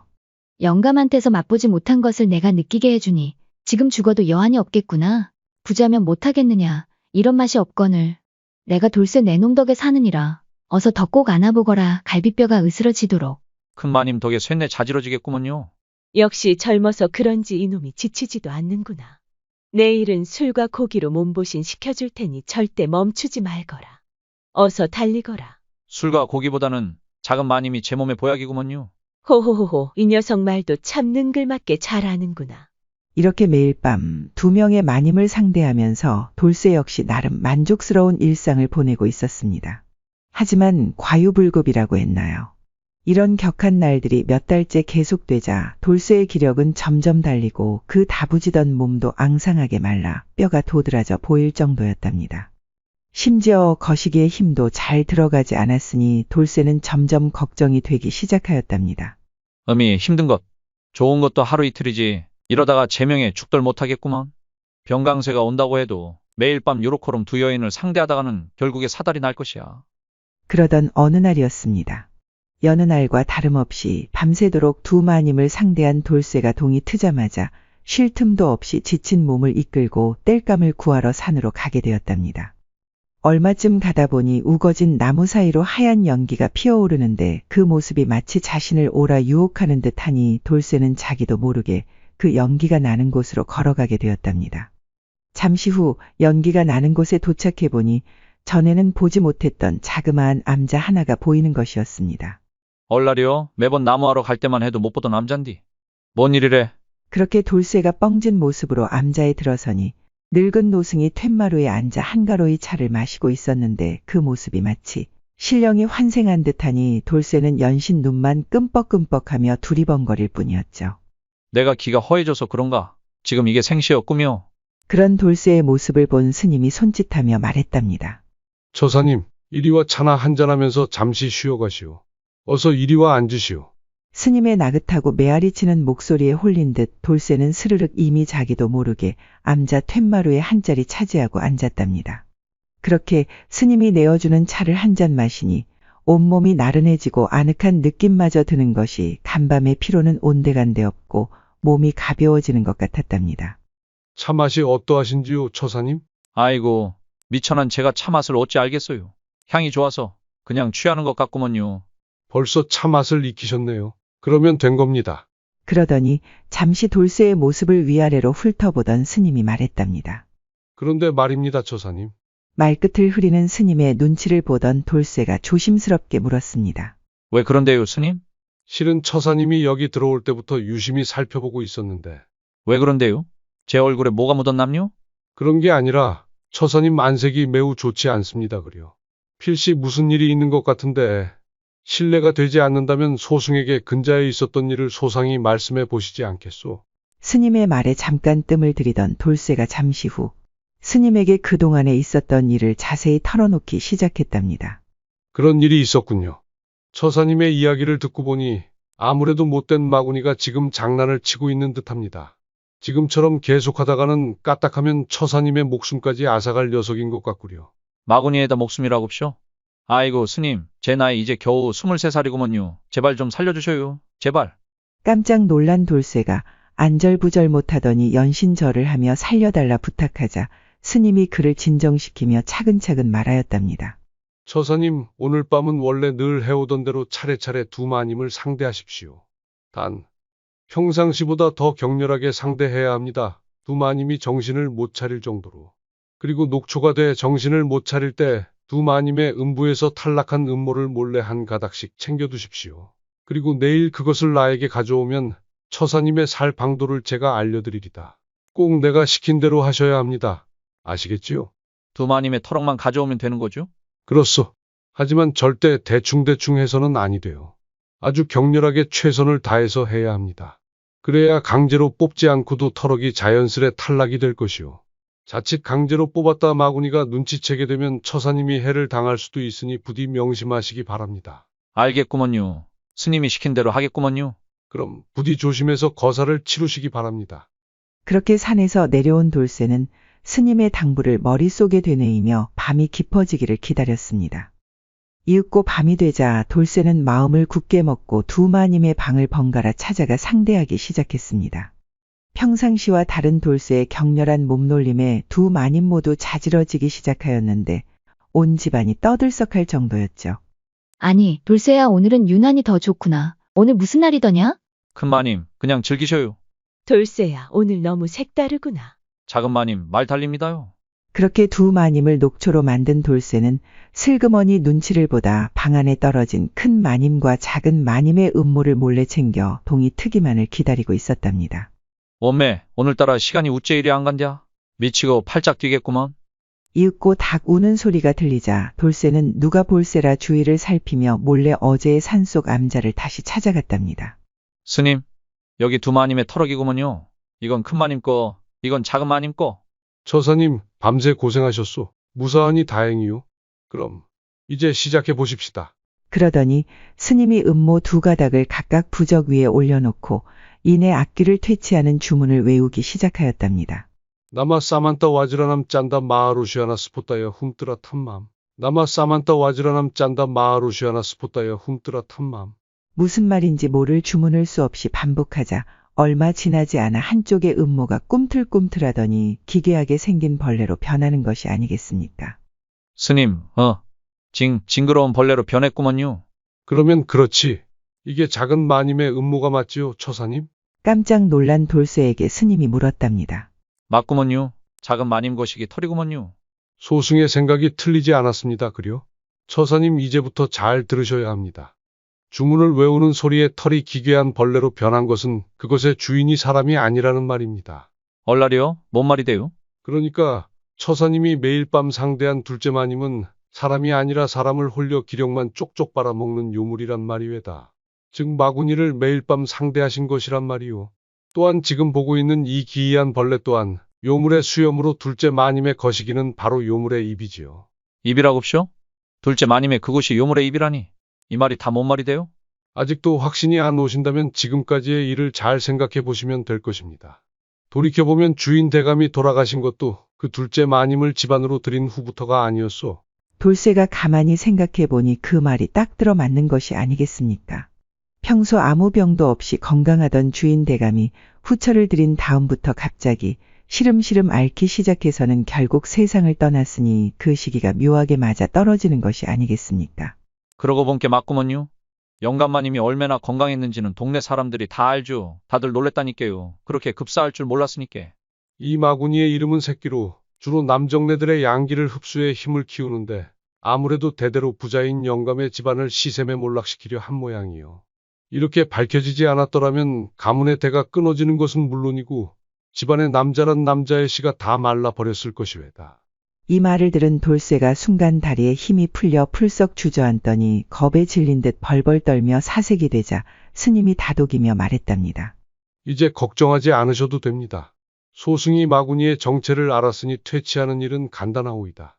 이제부터 소승이 그 방도를 알려줄 것이니 내가 시키는 대로만 하시면 돼요.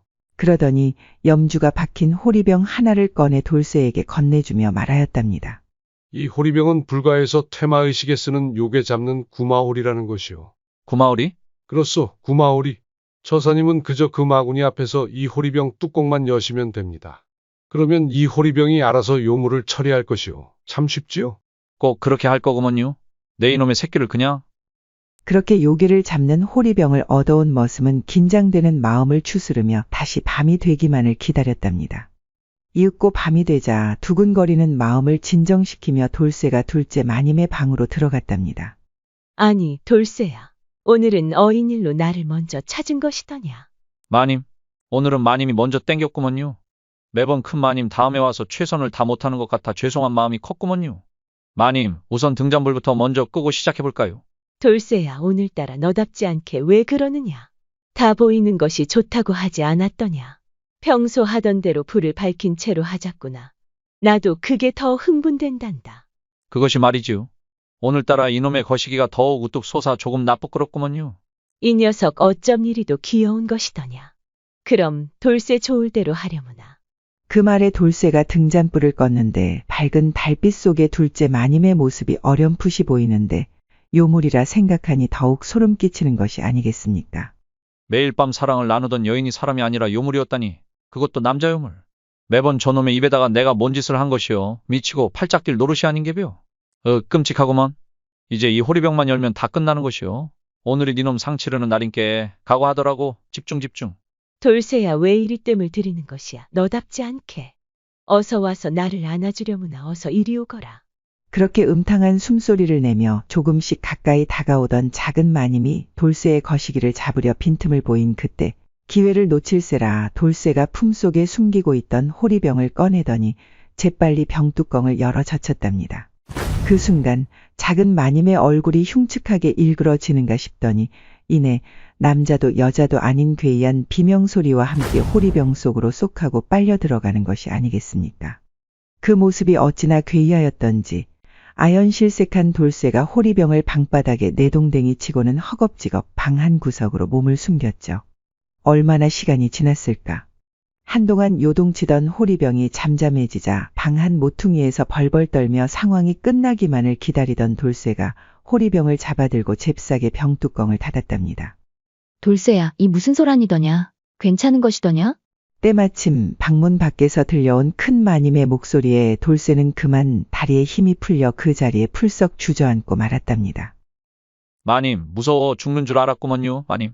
돌쇠는 아이처럼 와락 큰 마님에게 안기더니 떨리는 목소리로 그동안 있었던 일을 설명하기 시작했습니다. 한참을 돌쇠의 말을 듣고 있던 큰 마님이 요물이 들어있는 호리병을 냉큼 잡아들더니 말하였답니다. 우리 집안에 이런 마구니가 끼어 있었다니.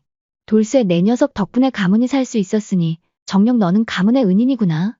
그렇게 돌쇠와 큰 마님은 언제 난리가 있었냐는 듯 조금 전에 난리는 아랑곳하지 않고 또다시 뜨겁게 사랑을 나누며 밤을 지새웠죠. 다음날 날이 밝자 돌쇠와 큰 마님은 함께 암자를 찾아가 스님께 감사의 인사를 올렸습니다. 스님 감사합니다. 저희 가문을 구해주셨습니다. 이 어찌 보답해야 할지요. 아니요, 소승이 한 일이 뭐가 있겠소. 다 처사님이 하신 일입니다. 앞으로 처사님을 지금보다 더 아끼고 소중히 여기시길 바랍니다. 스님, 여기 요물이 들어있는 호리병입니다. 어허, 처사님 아주 잘하시었소이다. 이 요물은 부처님의 법대로 처리하겠소. 그리고 두 분께 드릴 것이 있소. 그러더니 스님은 마님과 돌쇠에게 옥으로 만든 염주를 하나씩 건네며 말하였답니다. 내 일전에 처사님의 말을 듣고 혹시나 해서 두 분의 사주를 한번 풀어보았소. 아니나 다를까 두 분은 전생부터 부부의 연으로 맺어져 현생에도 원래는 부부로 다시 만나야 할 운명이었거늘 신분의 벽 때문에 지금까지는 그리 되지 못하였소.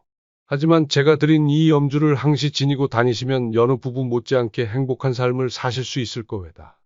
그날 이후 스님의 말대로 머슴과 마님은 신분의 벽을 뛰어넘어 서로를 아끼며 남편과 아내의 도리를 다하였답니다. 그리고 전생에서 못다한 사랑을 밤낮으로 뜨겁게 나누며 행복한 나날을 보내게 되었죠. 그러던 어느 날 돌쇠와 마님이 다시 스님을 찾아갔는데 그 암자가 있던 곳에는 온화한 미소를 짓고 있는 호리병을 든 불상만 덩그러니 서 있을 뿐 그 어떤 것도 보이지 않았다고 합니다. 과연 그날의 노승은 도대체 누구였을까요? 제5화 이것은 어디에 쓰는 물건인고. 어느 시골에 일찍이 남편과 사별하고 홀로 된 청산과부가 살고 있었답니다. 그런데 그 과부에겐 별난 소원이 하나 있었으니 바로 도깨비와 한번 친해보고 싶은 것이었죠. 도깨비와 친구가 된다면 무슨 소원이든 들어달라 청할 수 있으니 튼실한 서방 하나 뚝딱 만들어 달라고 할 셈이었답니다. 하지만 툭하면 심사가 틀어져 논밭은 물론이고 집안의 세간살이까지 쑥대밭으로 만드는 고약한 도깨비를 그 누구도 좋아하지 않았을 뿐더러 쉽사리 친해지는 일조차 어려운 일이었으니 우연한 기회를 바라는 수밖에 없었답니다.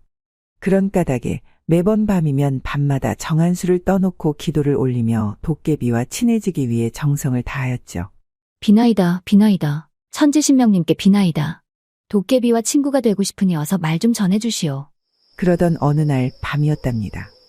과부가 홀로 방에 앉아 바느질을 하고 있는데 갑자기 휑하고 바람이 부는가 싶더니 방 안에 촛불이 꺼지는 것이 아니겠습니까? 그러더니 잠시 후 과부의 눈앞에 도깨비가 떡하니 서서는 과부를 노려보고 있지 뭐겠습니까? 깜짝 놀란 과부가 쏘스라쳐 짧은 비명을 지르며 말했답니다. 왜 이러시오? 허락도 없이 여인의 방에 함부로 들어오시면 어쩐단 말이오? 냉큼 나가시오. 그 말에 도깨비가 이상한 물건 하나를 방 안에 훌쩍 던져주고는 짧게 말하였답니다. 네 서방이니라. 그 말과 함께 도깨비가 사라졌는데 깜짝 놀란 과부가 정신을 차리고 방바닥을 가만히 들여다보니 남자의 약물같이 생긴 큼직하고 실한 방망이 하나가 놓여있는 것이지 뭐겠습니까? 이를 지켜보던 과부가 헛헛한 웃음을 지으며 말하였답니다. 도깨비조차도 나를 동정하는구나. 서방을 만들어 달라고 하였더니 웬 방망이만 쳐 던져놓고 가는 것이 나를 놀리는 게 아니면 뭐란 말이냐. 그렇게 한참 동안 신세 한탄을 하던 과부가 방바닥을 나뒹굴고 있는 방망이를 손에 움켜쥐고는 힘없이 혼잣말로 중얼거렸답니다. 이것을 대체 어디에 쓰라는 것일까? 무엇에 쓰는 물건인고? 그 말이 끝나기도 무섭게 갑자기 펑하는 소리와 함께 나무 방망이가 일순간에 건장한 총각으로 변하더니 불문곡직하고 과부에게 달려들어서는 겁가나는 것이지 뭐겠습니까? 아이고, 니신데 이러시오. 아이고, 나중내 죽어. 그렇게 정신없이 한바탕 소동이 마무리되고 녹초가 된 과부 옆으로 나무 방망이가 가지런히 누워 있었는데 이를 지켜보는 과부의 눈빛에 애정이 흘러넘쳤으니 나무 방망이를 죽은 서방 보듯 하지 뭐겠습니까? 그렇게 과부는 연신 나무 방망이를 쓰다듬으며 말하였답니다. 과연 도깨비가 서방님을 던져주고 간 것이 맞았사옵니다. 서방님, 앞으로 예를 다하여 정성껏 모시겠사오니 우리 백년해로 해보아요. 그 후부터 과부는 비로소 새 광명을 찾았고 세상에 사는 기쁨을 얻을 수 있었으니 언제나 화색이 얼굴에 넘쳐 흘렀지 뭐겠습니까? 그도 그럴 것이 필요할 때마다 장롱 속 깊숙이 넣어두었던 방망이를 끄집어내어 무엇에 쓰는 물건인고 라고 외치기만 하면 건장한 총각으로 변해 욕구를 풀어주었으니 세상에 이보다 더 귀한 것은 있을 수가 없었죠. 그러던 어느 날 과부가 멀리 볼 일이 생겨 이웃 과부에게 집을 부탁하고 떠나게 되었답니다. 이웃 과부는 별로 할 일도 없고 하여 그 청상 과부의 살림살이나 구경할 겸 과부집에 와서 이리저리 뒤져보게 되었답니다. 마침 과부가 장롱을 열어보았는데 이상 야릇한 물건이 있어 자세히 살펴보니 그 모양이 마치 남자의 약물 같은 것이 아니겠습니까? 호기심이 생긴 이웃 과부가 방망이를 끄집어내어 들고 말했답니다. 이 여편네 외로웠던 모양일세. 이런 걸 숨겨놓고 말이야. 밤마다 이놈을 가지고 얼마나 재미를 볼까 그려. 근데 이딴 방망이로 달랜다고 외로움이 어디 달래지는가. 애만 더 타고 감질맛만 나지. 내가 그 맴을 더 잘 알지 그려. 건장한 사내보다 나은 것은 더 없는 것이지 암. 그렇게 말하더니 방망이를 손에 쥐고 이리저리 살펴보며 말했답니다. 다듬이 방망이로 쓰면 좋을까? 빨래방망이로 쓰면 좋을까? 대체 이 물건을 어디에 쓰면 좋을꼬? 순간 그 말이 떨어지기를 기다렸다는 듯이 펑하는 소리와 함께 방망이가 갑자기 건장한 총각으로 변하는 것이 아니겠습니까? 그러더니 깜짝 놀라 벌벌 떨고 있는 과부를 다짜고짜 끄집어 엎어서는 폭풍 행간을 하는가 싶더니 일이 끝나자마자 어느새 총각은 온데간데없고 처음에 방망이로 변해버리는 것이지 뭐겠습니까. 아이고, 이게 무슨 일이람? 뭐가 스쳐 지나간 것 같은데. 이리도 좋으면서 이리도 정신이 없단 말인가. 과부는 모처럼 당하는 일이라 기쁜 감정이 밀려왔으나 다만 두렵고 놀라운 감정이 더 앞섰기에 부랴부랴 서둘러 방망이를 장롱 속에 집어넣고 집으로 돌아갔답니다. 그렇게 시간이 지나가고 제정신을 차리니 조금 전에 두려움은 온데간데 없고 오히려 그놈에 대한 호기심만 간절해지는 것이 아니겠습니까? 하물며 저녁밥을 짓는 장작개비도 그놈 같아 보이고 방구석에 있는 다듬이 방망이도 그놈 같아 보이니 밤이 깊어 불을 끄고 잠자리에 누워 있어도 연신 그놈만 눈에 어른거려 잠을 이루지 못하는 것이지 뭐겠습니까? 지금 가서 다시 한번 해볼까? 그 총각 놈이 또 나타날까? 그렇게 이 생각 저 생각으로 하룻밤을 온통 뜬 눈으로 지샌 이웃 과부는 더 이상 욕정을 참지 못하고 아침이 되자마자 미친 듯이 청상 과부의 집으로 달려갔답니다. 과부는 벅찬 숨소리를 내며 장롱문을 불이 나게 열더니 그놈을 끄집어내어 들고는 어제와 같은 말을 하였답니다. 이것은 무엇에 쓰는 물건인고? 그 말이 끝나기가 무섭게 또다시 건장한 총각이 나타나서 폭풍 행간을 하는데 그 재미가 이루 말할 수 없었으니 온우의 정이 극치에 달하지 뭐겠습니까? 이렇게 재미를 보고 나더니 과부가 욕심이 발동하였던지 그놈을 손에 꼭 쥐고는 한참을 뭐라고 혼자 중얼거리는 것이 아니겠습니까? 어떻게 하면 이놈을 내 것으로 만들까? 달라고 하면 줄까? 그냥 주지는 않겠지? 그럼 같이 가지고 놀자고 할까? 그것도 안 되겠지? 그럼 몰래 가지고 가버려? 아니지. 이내 달려와서 돌려달라 야단일걸. 아이고 나도 모르겠다. 어찌되었든 이 여편네 올 때까지 실컷 재미나 보고 극치나 맛보세. 그날 이후로 이웃 과부는 밤낮을 가리지 않고 생각나는 대로 달려가서 음양의 재미를 보았지 뭐겠습니까. 그렇게 며칠이 지나고 청상과부가 돌아왔답니다. 간만에 만난 두 과부가 그간의 이야기를 주고받으며 한참이나 수다를 떨고 있었는데 이웃 과부가 슬쩍 눈치를 보더니 그간에 있었던 일을 말하자 이내 청상과부가 펄쩍펄쩍 뛰며 화를 내는 것이 아니겠습니까? 아니, 이런 경우가 어디 있답니까? 집을 봐달라 부탁하였지. 내 서방을 부탁하였답디까? 어디서 남의 서방과 오입질을 한단 말이오. 앞으로 내 집엔 얼씬도 마시오. 그렇게 며칠이 지나고 그놈의 생각이 간절해진 이웃 과부가 청상 과부한테 가서 사정사정하며 말하였죠. 성님, 우리 서로 같은 처지끼리 사정 좀 봐줍시다. 내 오늘 그놈이 너무 고파서 그런데 딱 하룻밤만 빌려주시오. 성님도 서방 없는 밤을 잘할 것이 아닙니까? 서로 상부상조하십시다. 저 여편네가 미쳐도 한참이나 미친 게로군. 어디 서방을 빌려가고 빌려주는 법도가 있었는가? 저기 빨래방망이라도 안고 비비고 자든가. 썩 나가시오.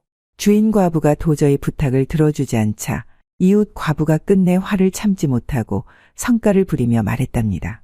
이년아, 한번 빌려준다고 그놈이 달아서 없어진다더냐? 아니면 내가 집어 삼키기라도 한다더냐? 어디 두고 보자 이년아.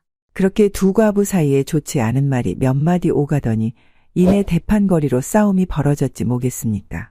동네 사람들 모두가 두 과부를 아무리 말려도 온통 듣지 않고 죽기 살기로 싸우지 않겠습니까.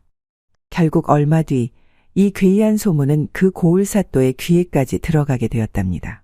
어디 세상에 그럴 리가 있겠는가? 귀신이란 원래 심신에서부터 생기는 것이고 도깨비란 정신이 부실하여 헛것이 보이는 것인데 약물같이 생긴 방망이가 사내로 변한다니 어디서 그따위 헛소문을 듣고 와서 고하는 것이냔 말이다. 사또? 어느 안전이라고 거짓을 구하겠습니까? 이놈이 들은 대로 말씀드리는 것이옵니다. 그놈의 요상한 방망이 때문에 동네가 아주 흉흉하다고 하옵니다. 결국 원님은 사건의 당사자인 두 과부를 관하로 불러들였답니다.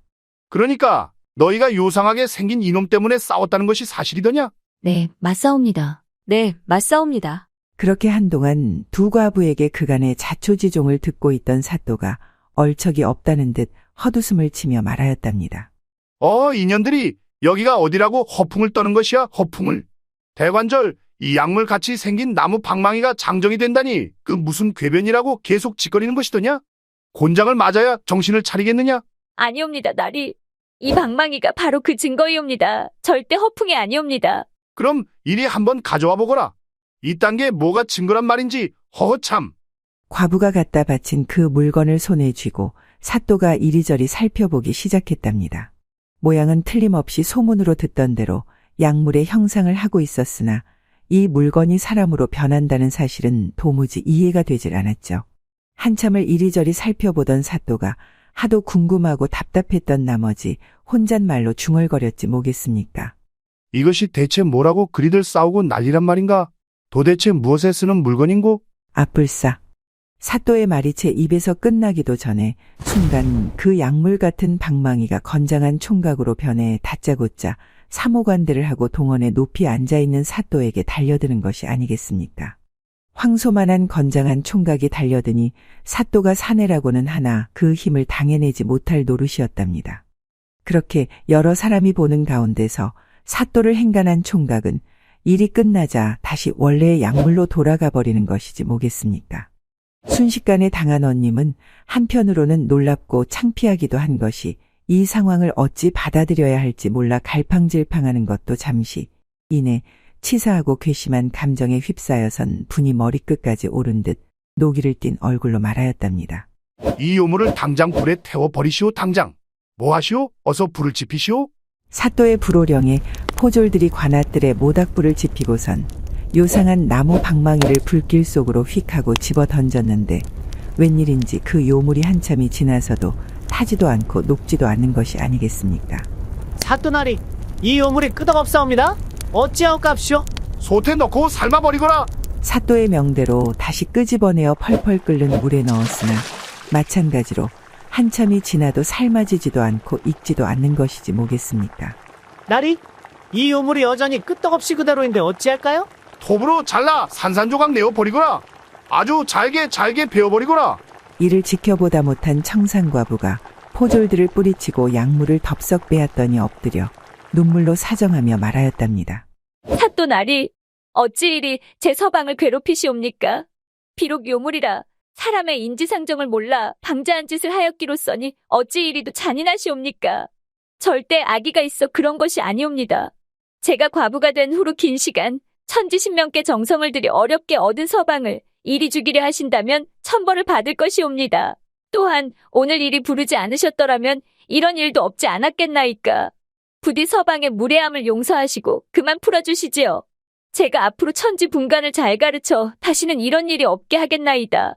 그 말이 끝나기가 무섭게 돌연 천지가 진동하고 하늘에서는 천둥과 번개가 치고 세찬 비바람이 무섭게 일어나기 시작하더니 잠잠하던 약물에서 연기가 피어오르고 요상한 소리를 내면서 서서히 총각으로 변하는 것이 아니겠습니까?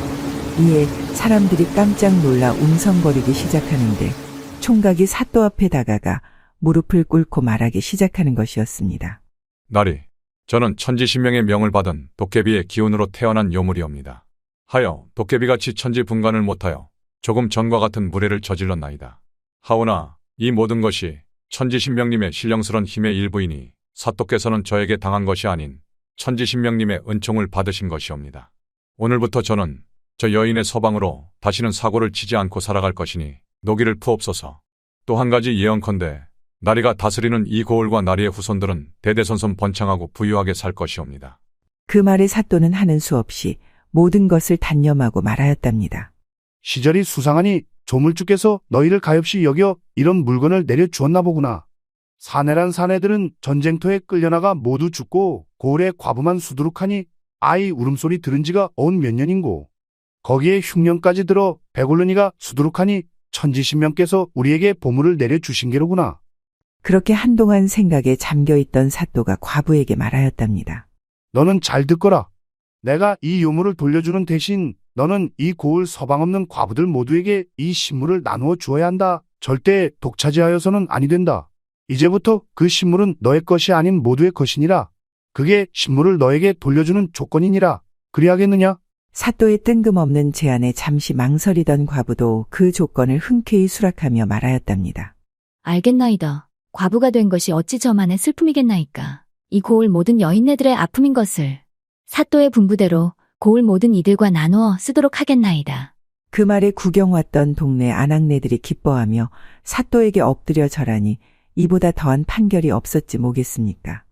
훗날 이 고을 가가호호 아이 울음소리 그칠 날이 없었는데 이 소문을 들은 주변 고을 과부들까지 신물을 모셔놓은 신당을 찾아왔으니 고을에는 밤낮을 가리지 않고 기도 소리와 교성 소리로 조용할 날이 없었다 합니다. 무엇에 쓰는 물건인고? 무엇에 쓰는 물건인고? 무엇에 쓰는 물건인고? 제6화 처녀를 죽게 만든 옹졸한 선비의 최후. 옛날 정읍에 김씨 성을 가진 사또가 있었습니다. 그에게는 김생이라는 나이 어린 아들이 하나가 있었는데 그 성품이 옹졸하고 비겁하기 그지없어 천하의 소인배가 따로 없었죠. 하루는 김생이 정읍에서 서울로 가던 길에 교생의 집에 묵어가는 일이 있었답니다. 밤이 되자 딱히 할 것도 없었던 김생은 교생의 집을 이리저리 구경하며 심심함을 달래고 있었습니다.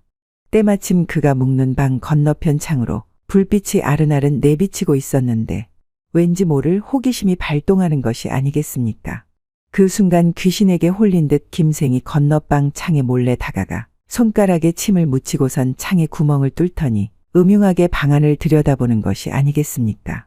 마침 방 안에서는 유생의 딸이 등불 아래에서 옷을 꿰매고 있었는데 그 자태와 용모가 마치 선녀 같지 않겠습니까?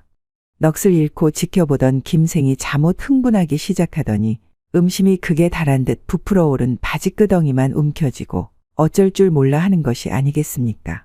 결국은 욕정을 참지 못하고 창문을 열어젖히더니 여인에게 냅다 달려들고 말았습니다. 갑작스러운 사내의 등장에 깜짝 놀란 처녀가 짧은 비명과 함께 방구석으로 도망치자 이에 뒤질세라 김생이 처녀를 쫓으며 억지로 욕을 보이려 하였답니다. 하지만 짐승 같은 사내의 완력에도 처녀는 포기하지 않고 죽기 살기로 김생을 밀쳐내며 밤이 새도록 버텨냈습니다. 나리께서 지금 예의를 어기고 나를 범한다면 자결해버릴 것입니다. 하지만 덱과 밀고 당기며 이미 살과 살이 서로 부딪히고 섞였으니 사실상 정을 통한 것이나 다름이 없지요. 어차피 이제 다른 곳으로 시집갈 도리도 없어졌으니 나를 나리의 첩으로 삼으시지요. 나는 교생의 딸이라 양반의 첩이 될 수 있으니 우리 아버님에게 청하여 저를 첩으로 삼도록 하시어요. 부모님이 허락한 뒤라면 예법대로 시집을 가서 죽을 때까지 당신을 섬길 것입니다. 행여 허락하지 않으시더라도 제게 주선할 방법이 있으니 지금 당장 폐륜적인 망동을 그만두시고 물러나세요. 그 말에 김생이 안달난 듯 사정을 하며 여인을 구슬리기 시작했습니다. 그대의 말이 100번 옳소?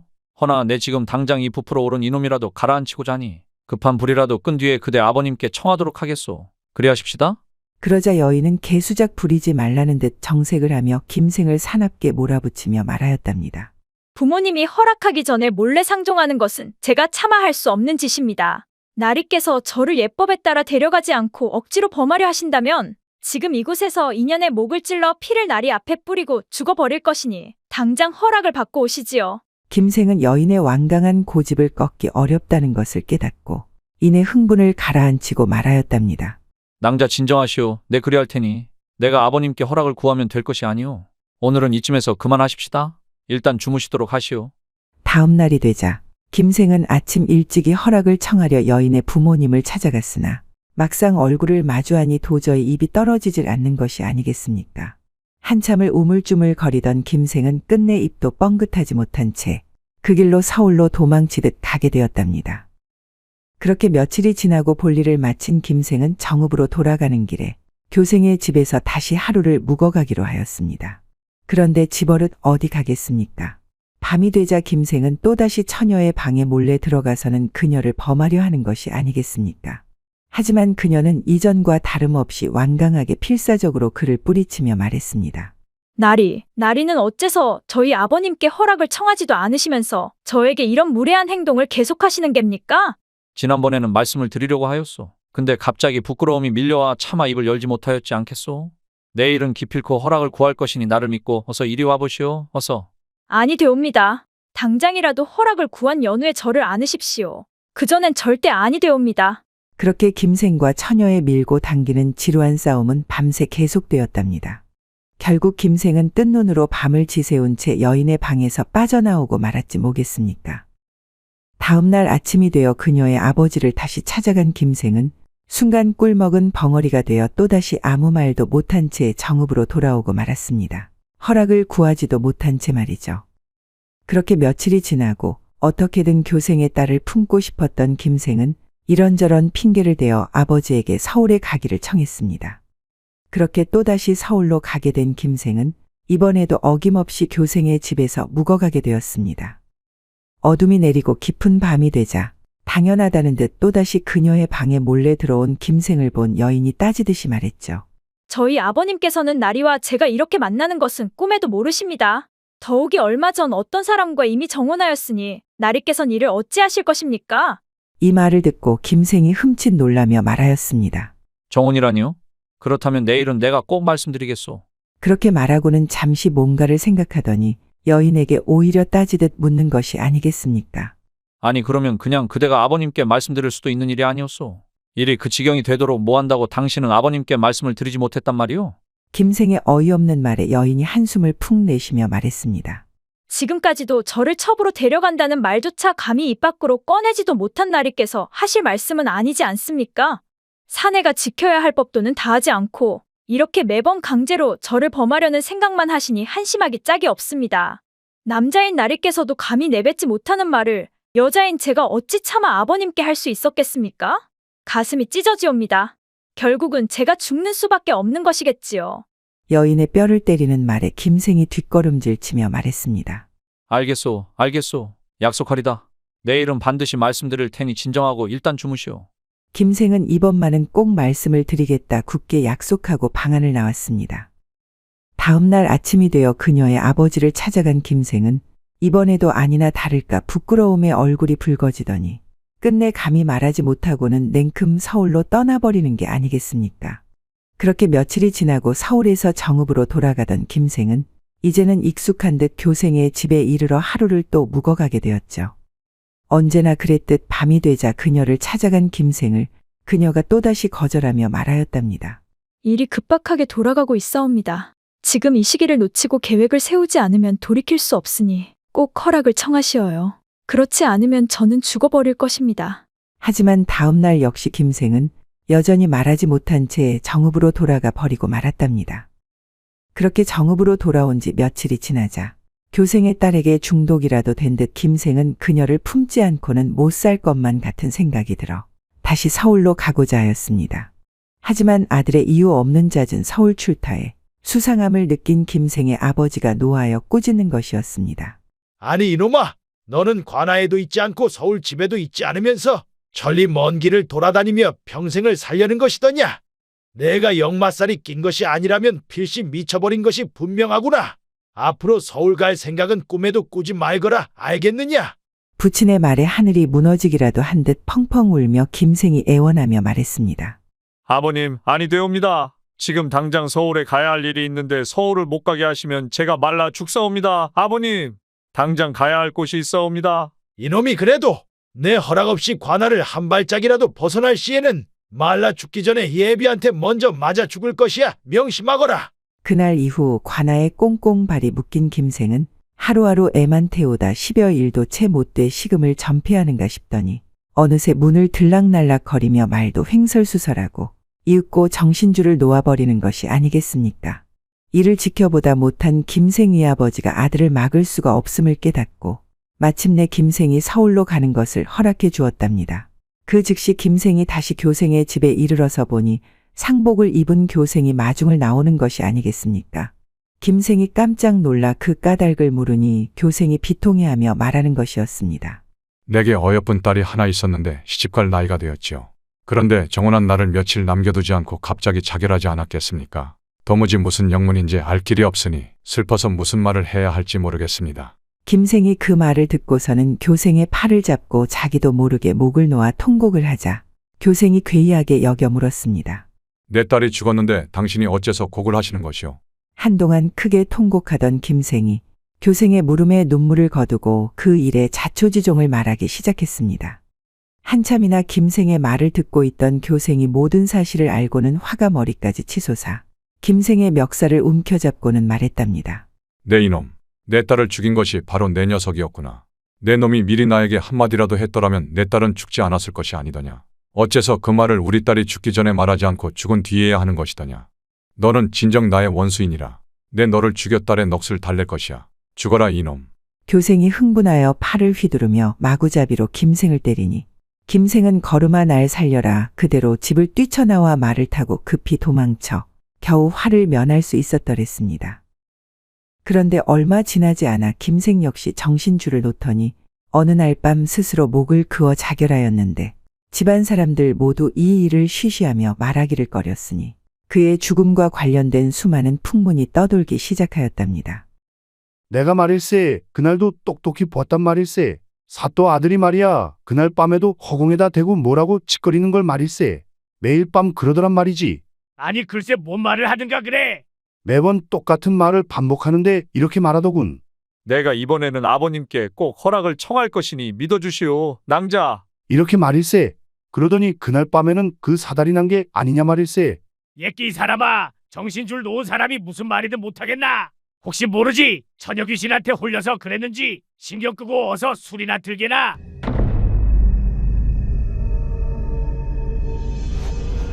날이 오늘은 허락을 청하시어요. 그렇지 않으면 소녀가 나리를 죽여버릴 것이옵니다. 오늘은 꼭 그래야 하리다. 그렇지 못한다면 내 목을 그어 자결이라도 할 것이니 두고 보시오.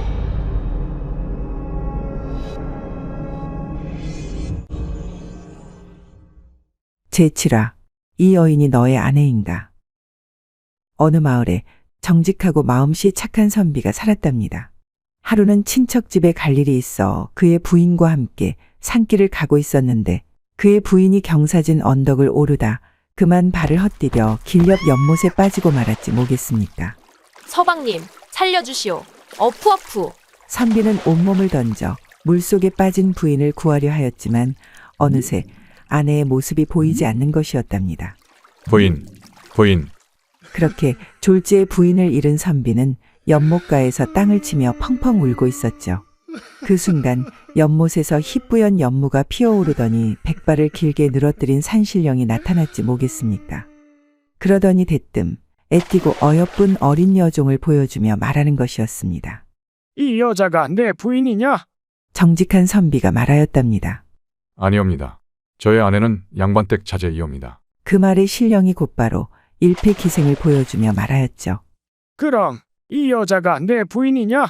그러자 선비가 머리를 가로저으며 다시 말했답니다. 저의 아내는 기생이 아니옵니다. 그러자 다시 단아한 양가집 교수를 보여주며 말하였답니다. 그럼 이 여자가 내 부인이냐? 이분 또한 아니옵니다. 그 말에 산신령이 연못 속으로 들어가더니 잠시 후 선비의 부인을 데리고 나와서는 선비에게 말하였답니다. 내 너의 올곧음에 감동하여 너의 부인은 살려줄 것이나 이 세 명의 여인도 함께 데려가 너의 첩으로 삼아야 하느니라. 그리하겠느냐? 산신령의 말에 혹시나 아내를 다시 데려갈까 걱정이 되었던 선비가 망설임 없이 답하였죠. 하늘의 명을 어찌 거역하겠나이까. 이 여인들 모두 저희 첩으로 삼겠나이다. 그렇게 4명의 부인을 거느리고 살게 된 선비는 밤이면 밤마다 뜨거운 밤을 보내며 행복한 나날을 보내게 되었죠. 한편 이를 지켜보던 이웃집 선달이 시샘을 하며 말하였답니다. 아니 내가 저놈보다 못한 것이 뭐가 있어. 나라고 절이 되지 말라는 법이 어디 있는가. 어서 연못으로 가봐야겠구만. 선달은 곧장 자기 부인을 데리고 산속을 거닐기 시작했답니다. 그러다가 그 연못이 가까워지자 자기 부인을 연못으로 냅다 밀어버리는 것이지 뭐겠습니까. 아니, 서방님 뭐 하시는 게요? 어서 나를 구해주시오, 어서. 그렇게 한참을 물에서 허우적거리는 아내를 본 채만 채 선달은 먼 발치에서 이 광경을 지켜만 보고 있었답니다. 당장 오늘 밤 품게 될 새로운 여인들을 상상하면서 말이죠. 이윽고 아내가 물속으로 사라지자 선달이 말하는 것이었습니다.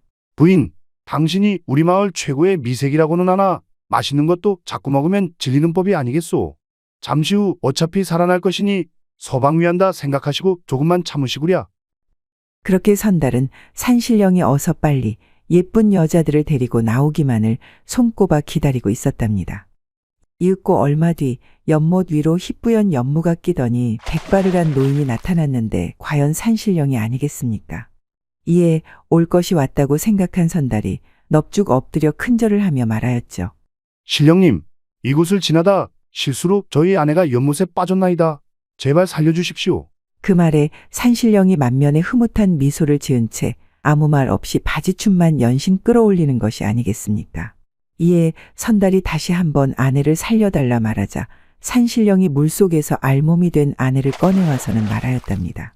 고맙구나. 네, 얼마만인지 모르겠구나. 이리 아름다운 여인과 회포를 풀다니. 고맙구나, 선달아. 네, 이 정성을 잊지 않도록 하마. 그 말을 끝으로 물속으로 아내를 데리고 다시 사라져 버리지 뭐겠습니까?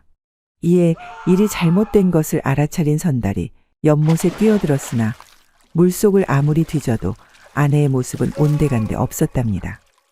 훗날 이 소문이 온 고을에 퍼졌는데 모든 이가 마누라를 연못에 던져 죽인 천하의 몹쓸 놈이라는 손가락질을 하니 선달은 아내도 잃고 명성도 잃고 모든 것을 잃게 되었죠.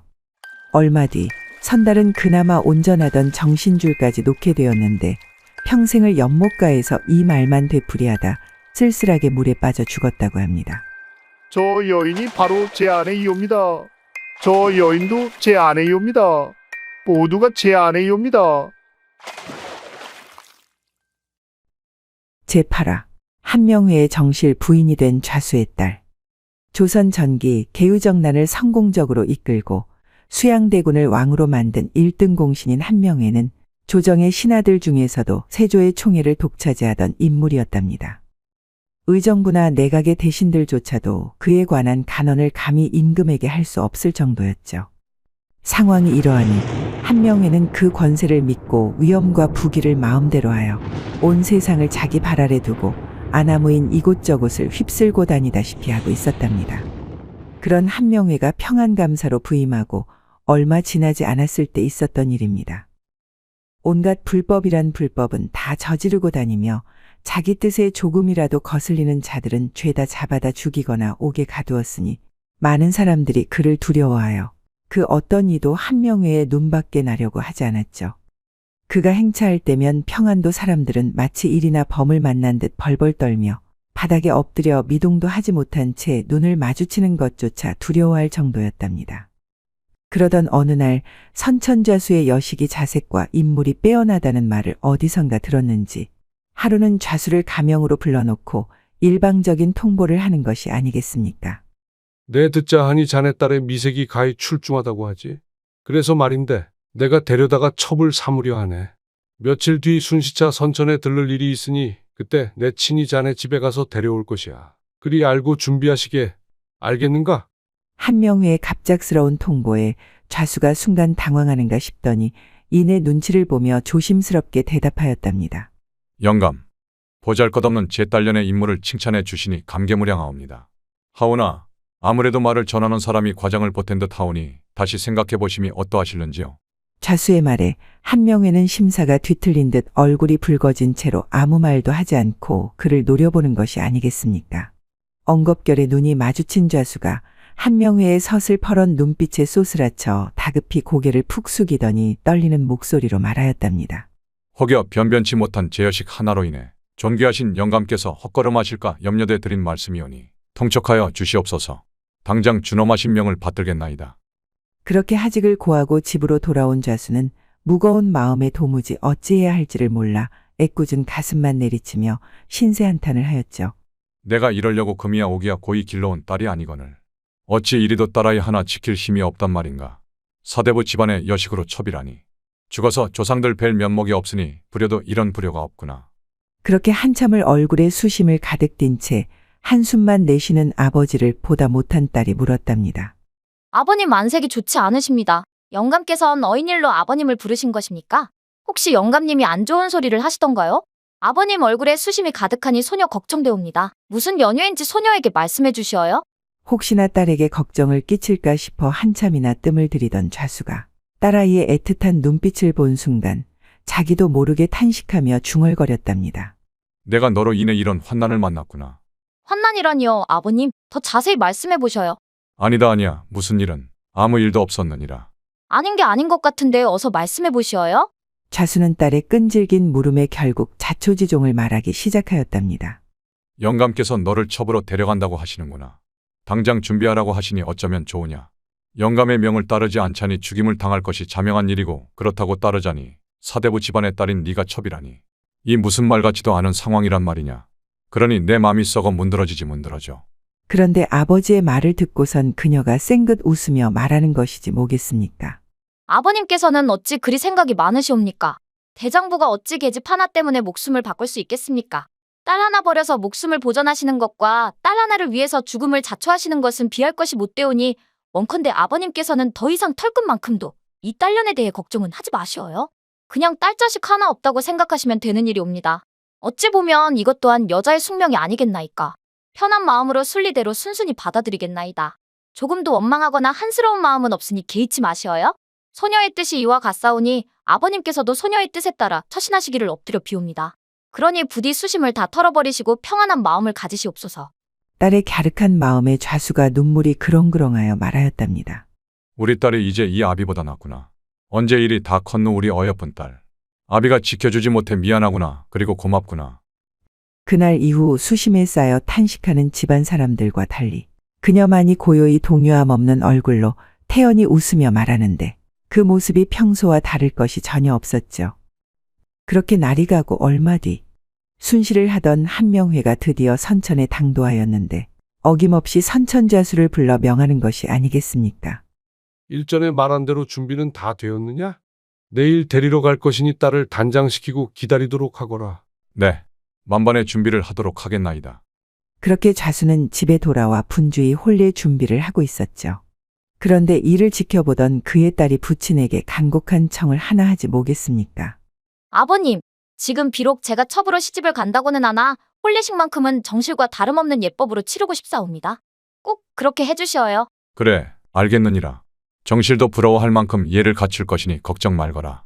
좌수는 딸의 말대로 어느 하나 빠지는 것 없이 준비하느라 밤을 새도 모자랄 지경이었답니다.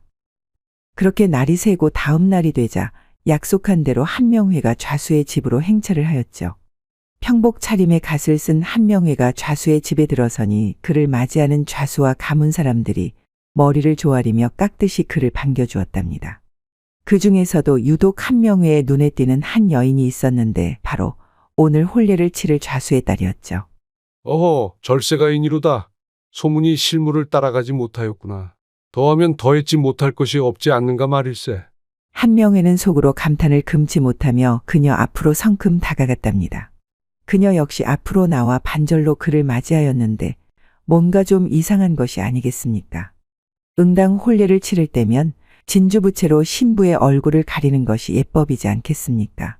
하지만 좌수의 딸은 얼굴을 가리는 대신 양날이 시퍼런 칼을 손에 꼭 움켜쥐고 있는 것이 아니겠습니까? 이에 깜짝 놀란 한명회가 여인에게 그 까닭을 물었답니다. 이보시오. 그대는 어찌하여 진주부채 대신 칼을 손에 꼭 쥐고 있는 것이오? 한명회의 물음에 그녀가 조심스럽게 대답하였답니다. 소녀가 비록 시골의 가난한 가문의 미천한 계집이오나 명색이 사대부 양반이옵니다. 대관절 양반의 소생이 첩으로 들어가는 법도가 어디 있겠나이까.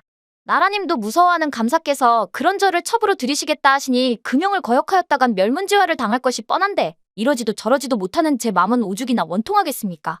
그렇지. 사대부의 딸이 첩이라니 원통하지. 어서 계속 말씀해 보시오. 영감께서 만약 예법에 따라 저를 정실로 맞이하시겠다면 마땅히 죽는 날까지 섬길 것이옵니다. 하지만 저를 첩으로 삼으실 생각이시라면 이 자리에서 자결하려고 하옵니다. 칼을 들고 있는 까닭이 이해되셨나이까? 지금부터 소녀의 생사는 영감의 한마디에 달려있사오니 결정을 내려주옵소서. 그녀의 말에 가문 사람 모두가 놀라 일순간 한명회를 쳐다보았는데 어쩐지 한명회의 낯빛에 묘한 미소가 스며있지 뭐겠습니까? 잠시 후 한명회가 환하게 웃으며 말하였답니다. 내 뜻이 그와 같다면 내 마땅히 정실로 맞이할 것이야. 그렇게 해야지. 감사의 뜻밖의 말에 일순간 모두가 놀라 웅성거리기 시작했는데 그도 그럴 것이 한명회는 평소의 예법을 따르지 않고 자기 마음대로 불법을 행하던 사람이었으니 모두가 놀랄 수밖에 없었죠. 하지만 미인 앞에 장사가 어디 있겠습니까? 한명회 또한 남자인 것을 이미 그녀의 자태와 용모를 보고 첫눈에 반하였던 터라 그녀의 당돌한 청을 수락한 것이었답니다. 여인은 내친김에 감사에게 몇 가지 청을 더 하였답니다. 이왕 제 청을 들어주시기로 하셨으니 몇 가지 청을 더 들어주시어요, 나리. 말해보시오. 내 다 들어드리리다. 그대의 청이라면. 나리, 다시 밖으로 나가셔서 청혼하는 글과 납체 전환 등의 절차를 갖추시고 사무관대를 하신 뒤 혼례를 행하시면 어떠하실는지요? 그렇지. 혼례를 하려거든 제대로 해야지. 내 그리하리다. 감사는 그 즉시 그녀의 말에 따라 예법에 맞게 모든 절차를 갖추어 혼례를 행한 뒤 그녀를 맞이하였답니다. 그렇게 혼례를 치른 뒤 감사는 그녀를 집으로 데려갔는데 기존의 본처와 첩들은 아예 거들떠보지도 않은 채 밤낮으로 그녀하고만 함께 있을 정도로 그녀를 끔찍하게 아끼고 사랑해 주었답니다. 더욱이 그 자질과 성품이 어질고 맑아 지아비의 행실이 옳지 못하고 바르지 않으면 남편을 타일러 정도를 걷게 하였는데 사람들은 그녀 때문에 한명회가 어질고 현명한 사람이 되었다 칭찬하니 그녀를 더욱 애지중지할 수밖에 없었답니다. 하지만 먼저 있던 본처는 그녀를 정실로 인정하지 않고 첩과 같이 대하며 타박하고 못살게 구는 것이 하루 이틀이 아니었죠. 게다가 일가 친척들도 그녀가 정실이 되는 것을 허락하지 않았으니 날이 갈수록 그 원통함이 마음속에 쌓여만 갔답니다. 한편 세조는 평복 차림으로 한명회의 집에 자주 들르곤 하였는데 한명회는 항상 술자리에 애지중지하는 그녀를 동석시켜 세조에게 인사 올리게 하였죠. 그럴 때면 세조는 깍듯이 그녀를 형수라 칭하며 예를 갖추었다고 합니다. 그러던 어느 늦은 밤 자맹을 돌던 세조가 한명회를 찾아왔을 때였습니다. 여느 때와 다름없이 서로 환담하며 술자리가 무르익어 가고 있을 때였는데 느닷없이 술을 올리던 여인이 뜰로 내려가더니 덥석 땅바닥에 엎드리는 것이 아니겠습니까? 이에 의아해진 세조가 어쩔 줄 몰라 하며 물었답니다. 형수 왜 이러시오? 어서 일어나시오. 어서. 부인 뭐 하시는 게요? 어느 안전이라고 이리 경거망동 하시는 겁니까? 당장 일어나시오. 세조의 말에도 꿈쩍 안고 엎드려 있던 여인이 잠시 후 자신이 시집을 오게 된 사정을 자세히 아뢰고선 눈물로 하소연하기 시작하였답니다. 소녀 비록 먼 시골의 가난한 집안 출신이긴 하나 명색이 양반 가문의 자제이옵니다. 이에 지아비와 약조한 대로 정실의 법도를 갖춰 혼례를 하였사온데 다만 나라에 처가 있는데 다시 처를 맞는 법이 없사온지라 사람마다 저를 첩이라 부르고 하되하니 이 어찌 원통하지 않겠사옵니까? 엎드려 비옵건대 마마께 없어 굽어 살피사 이를 바로잡아 주시옵소서. 그녀가 거듭 절을 하며 간절히 아뢰자 세조가 그녀의 말을 듣고 웃으며 말하였답니다. 형수님 알겠으니 어서 일어나시오. 계속 땅에 그리 엎드려 계시면 내가 무안하지 않겠소. 어찌 명색이 임금의 형수를 첩으로 살게 하겠소. 내 꼭 처결해 드릴 것이니 그만 일어나시오. 세조가 그렇게 약속하자 여인이 눈물을 펑펑 쏟으며 말하였답니다. 성은이 망극하옵니다. 대대손손 상간마마의 그 은혜 백골란망이 되도록 갚겠나이다. 성은이 망극하옵니다. 얼마 후 세조는 손수 어필로 교지를 작성하였는데 교지의 내용은 이러했답니다. 선천자수의 딸 아무개는 평안감사 한명회의 정실이 됨을 허락하노라. 또한 그 자손들 모두 차별 없이 높은 벼슬을 할 수 있도록 허락하며 이를 어기는 자들은 국법으로 엄히 다스리도록 하라. 그렇게 쓴 뒤 서명을 하고 옥새를 찍어 내려주었는데 이 소식을 들은 사대부들이 잠시 술렁이기는 하였으나 임금의 지엄한 명인지라 그 어느 누구도 토를 달지 못했다고 합니다. 이로부터 드디어 그녀는 정실 부인이 되었는데 더 이상 집안 그 어느 누구도 감히 그녀를 함부로 대하지 않았다고 합니다. 또한 그녀에게서 태어난 자손들도 훗날 과거에 급제하여 곧바로 벼슬을 하고 승진하는데 그 어떠한 어려움도 없었으니 조정의 요직에 두루 등용되어 그 능력을 인정받고 잘 살았다고 합니다. 고금소총 야담전설 몰아보기 재미있게 보셨나요? 오늘 이야기는 여기까지입니다. 다음 시간에 더 재미있는 이야기로 찾아오겠습니다. 구독과 좋아요, 알림 설정 부탁드립니다. 더 재미있는 이야기를 원하신다면 다음 동영상과 추천 동영상 꼭 시청 바랍니다. 감사합니다.